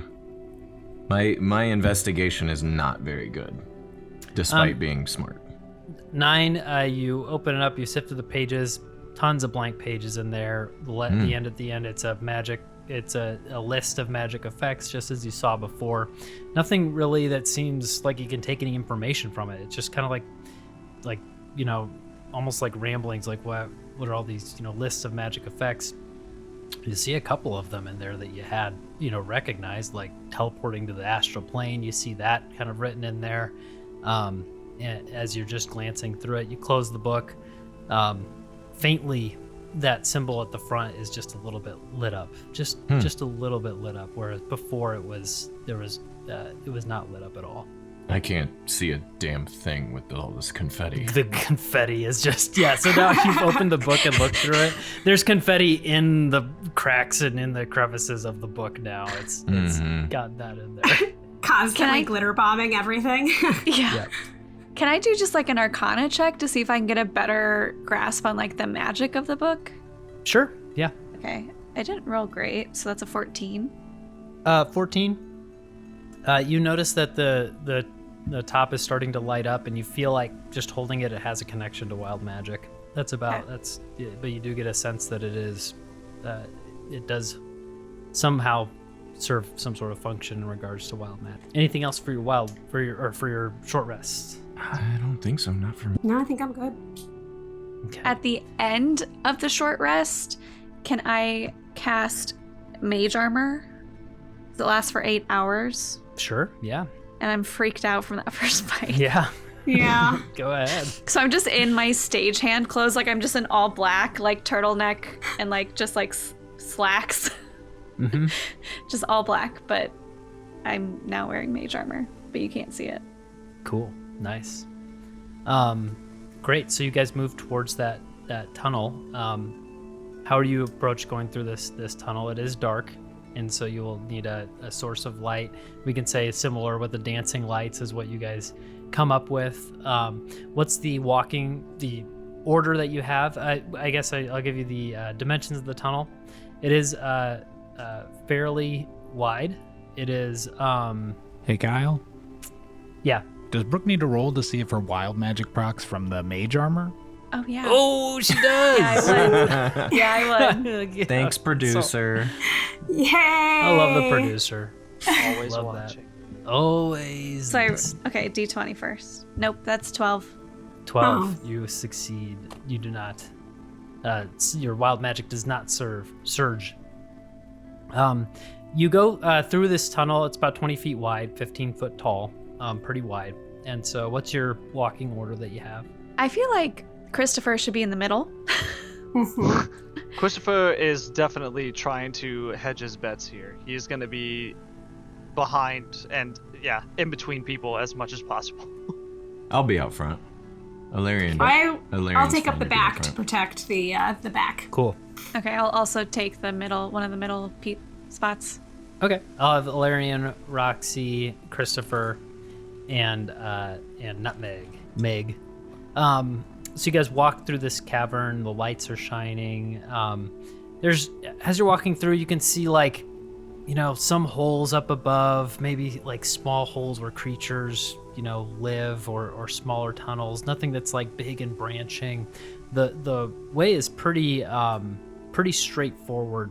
And as you're walking, you feel this. It's hard to explain, but this like magic wind, this wild magic kind of hitting you as you're moving forward. It feels like this is definitely the right direction to go to get to wherever the source of wild magic is. But you continue down this tunnel, and as you continue on, you start to notice small mushrooms have started to pop up on the bottoms and the sides of the cavern and become more and more numerous, larger mushrooms as you go, until you look ahead and you see that the tunnel ends, and at the end of this tunnel you see these kind of large mushrooms in a pile, blocking this tunnel.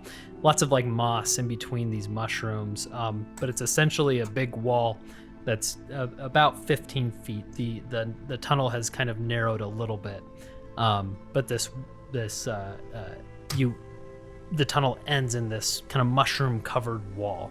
Can I do anything to see if I know what the mushrooms are? What they might do? Sure. Yeah. So you can walk up and do an investigation or nature check.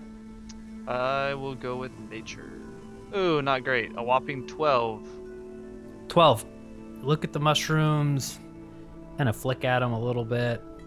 Nothing that really seems to do anything, or they're mushrooms. You don't really get any sort of information from it.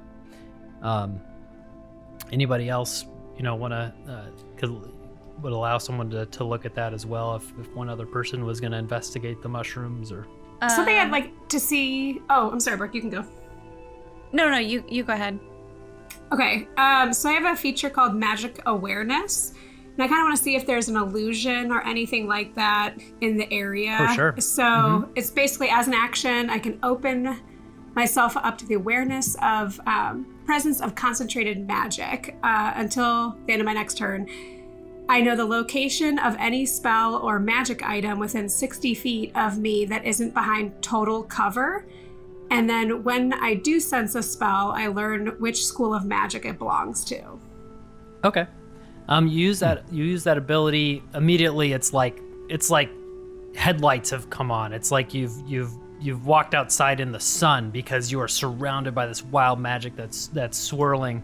Your sense kind of like adjusts to this wild magic everywhere, and you see magic items lit up on your companions. You see nothing that's magic effect or spell or item and directly in front of you or behind you in the tunnel. Okay. Pass that along. So these mushrooms, they're 15 feet high. Is that what you said? So the tunnel, if the tunnel had an opening, that opening would be 15 foot tall. And then what you're looking at is a wall of like mushrooms and like moss that's grown in between, blocking the way. If I go up and just try to like reach into the moss to try to like separate it, to see if we can squeeze through the mushrooms. Sure. Can I say, like, Alarian, hold on, and I'll cast Mage Hand, and I'll do it with the Mage Hand. Good thinking. Okay. Let me look From up like, Mage Hand. 15. Let me look up Mage Hand real quick. Okay. It can move like 10 pounds, if that's kind of what you're looking at. While you're doing that, something different. Christopher is like messing around in his bag of holding, like fiddling with something. Okay. The Mage Hand, you see it like it's having a really hard time moving any of the moss. Go ahead and roll an investigation. Okay. That's bad. 3. 3. It's having a tough time moving it. It seems like that, like moss, the foliage around it's just firmly there on this wall. It's weird. It like won't move. I don't know what's going on. I relay that to everyone. Christopher says, Christopher knows what to do, and he pulls out alchemist's flask of fire out of the bag. Yay! I'm interested to see how this affects these mushrooms. Christopher, where did you get that? He just holds up his bag. Where did you get that?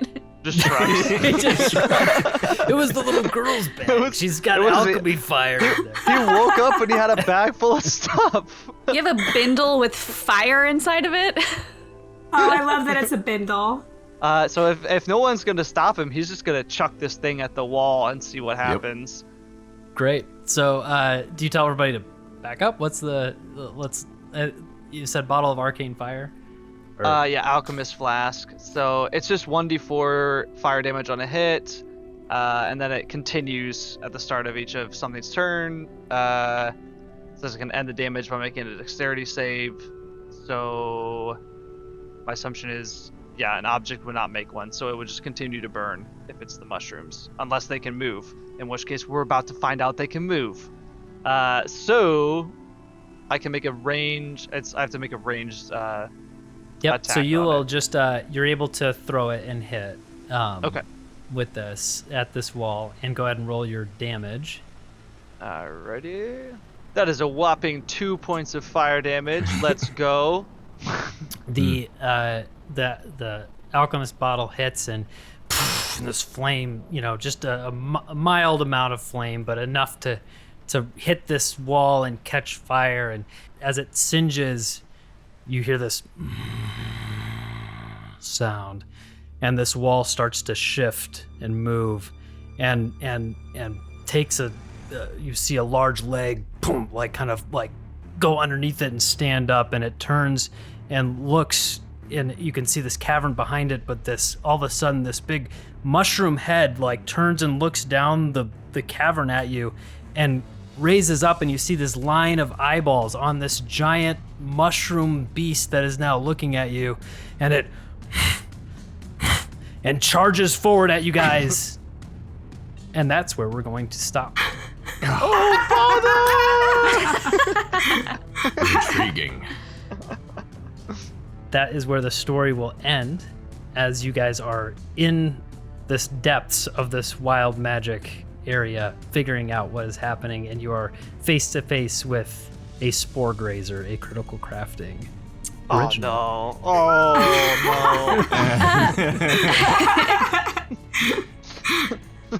It's probably gonna be fine. It'll probably be fine. Thank you to all the players this evening, Becca, Brooke, Dylan, and Tyler. Thanks to everyone for listening. If you want to follow us on Instagram or YouTube or TikTok, go ahead and do that. The video will be up on YouTube if you are listening on podcasts. If you like what you hear, give us a good 5-star review and like us on YouTube, subscribe. Those things always help. And thank you to Zazar for our artwork. Thank you to Tyler for our intro music. Thank you to Scott for producing this episode. And with that, we will catch you next time to hear the rest of the story of the Sorcerer's Appendix at the Tall Tale Tavern.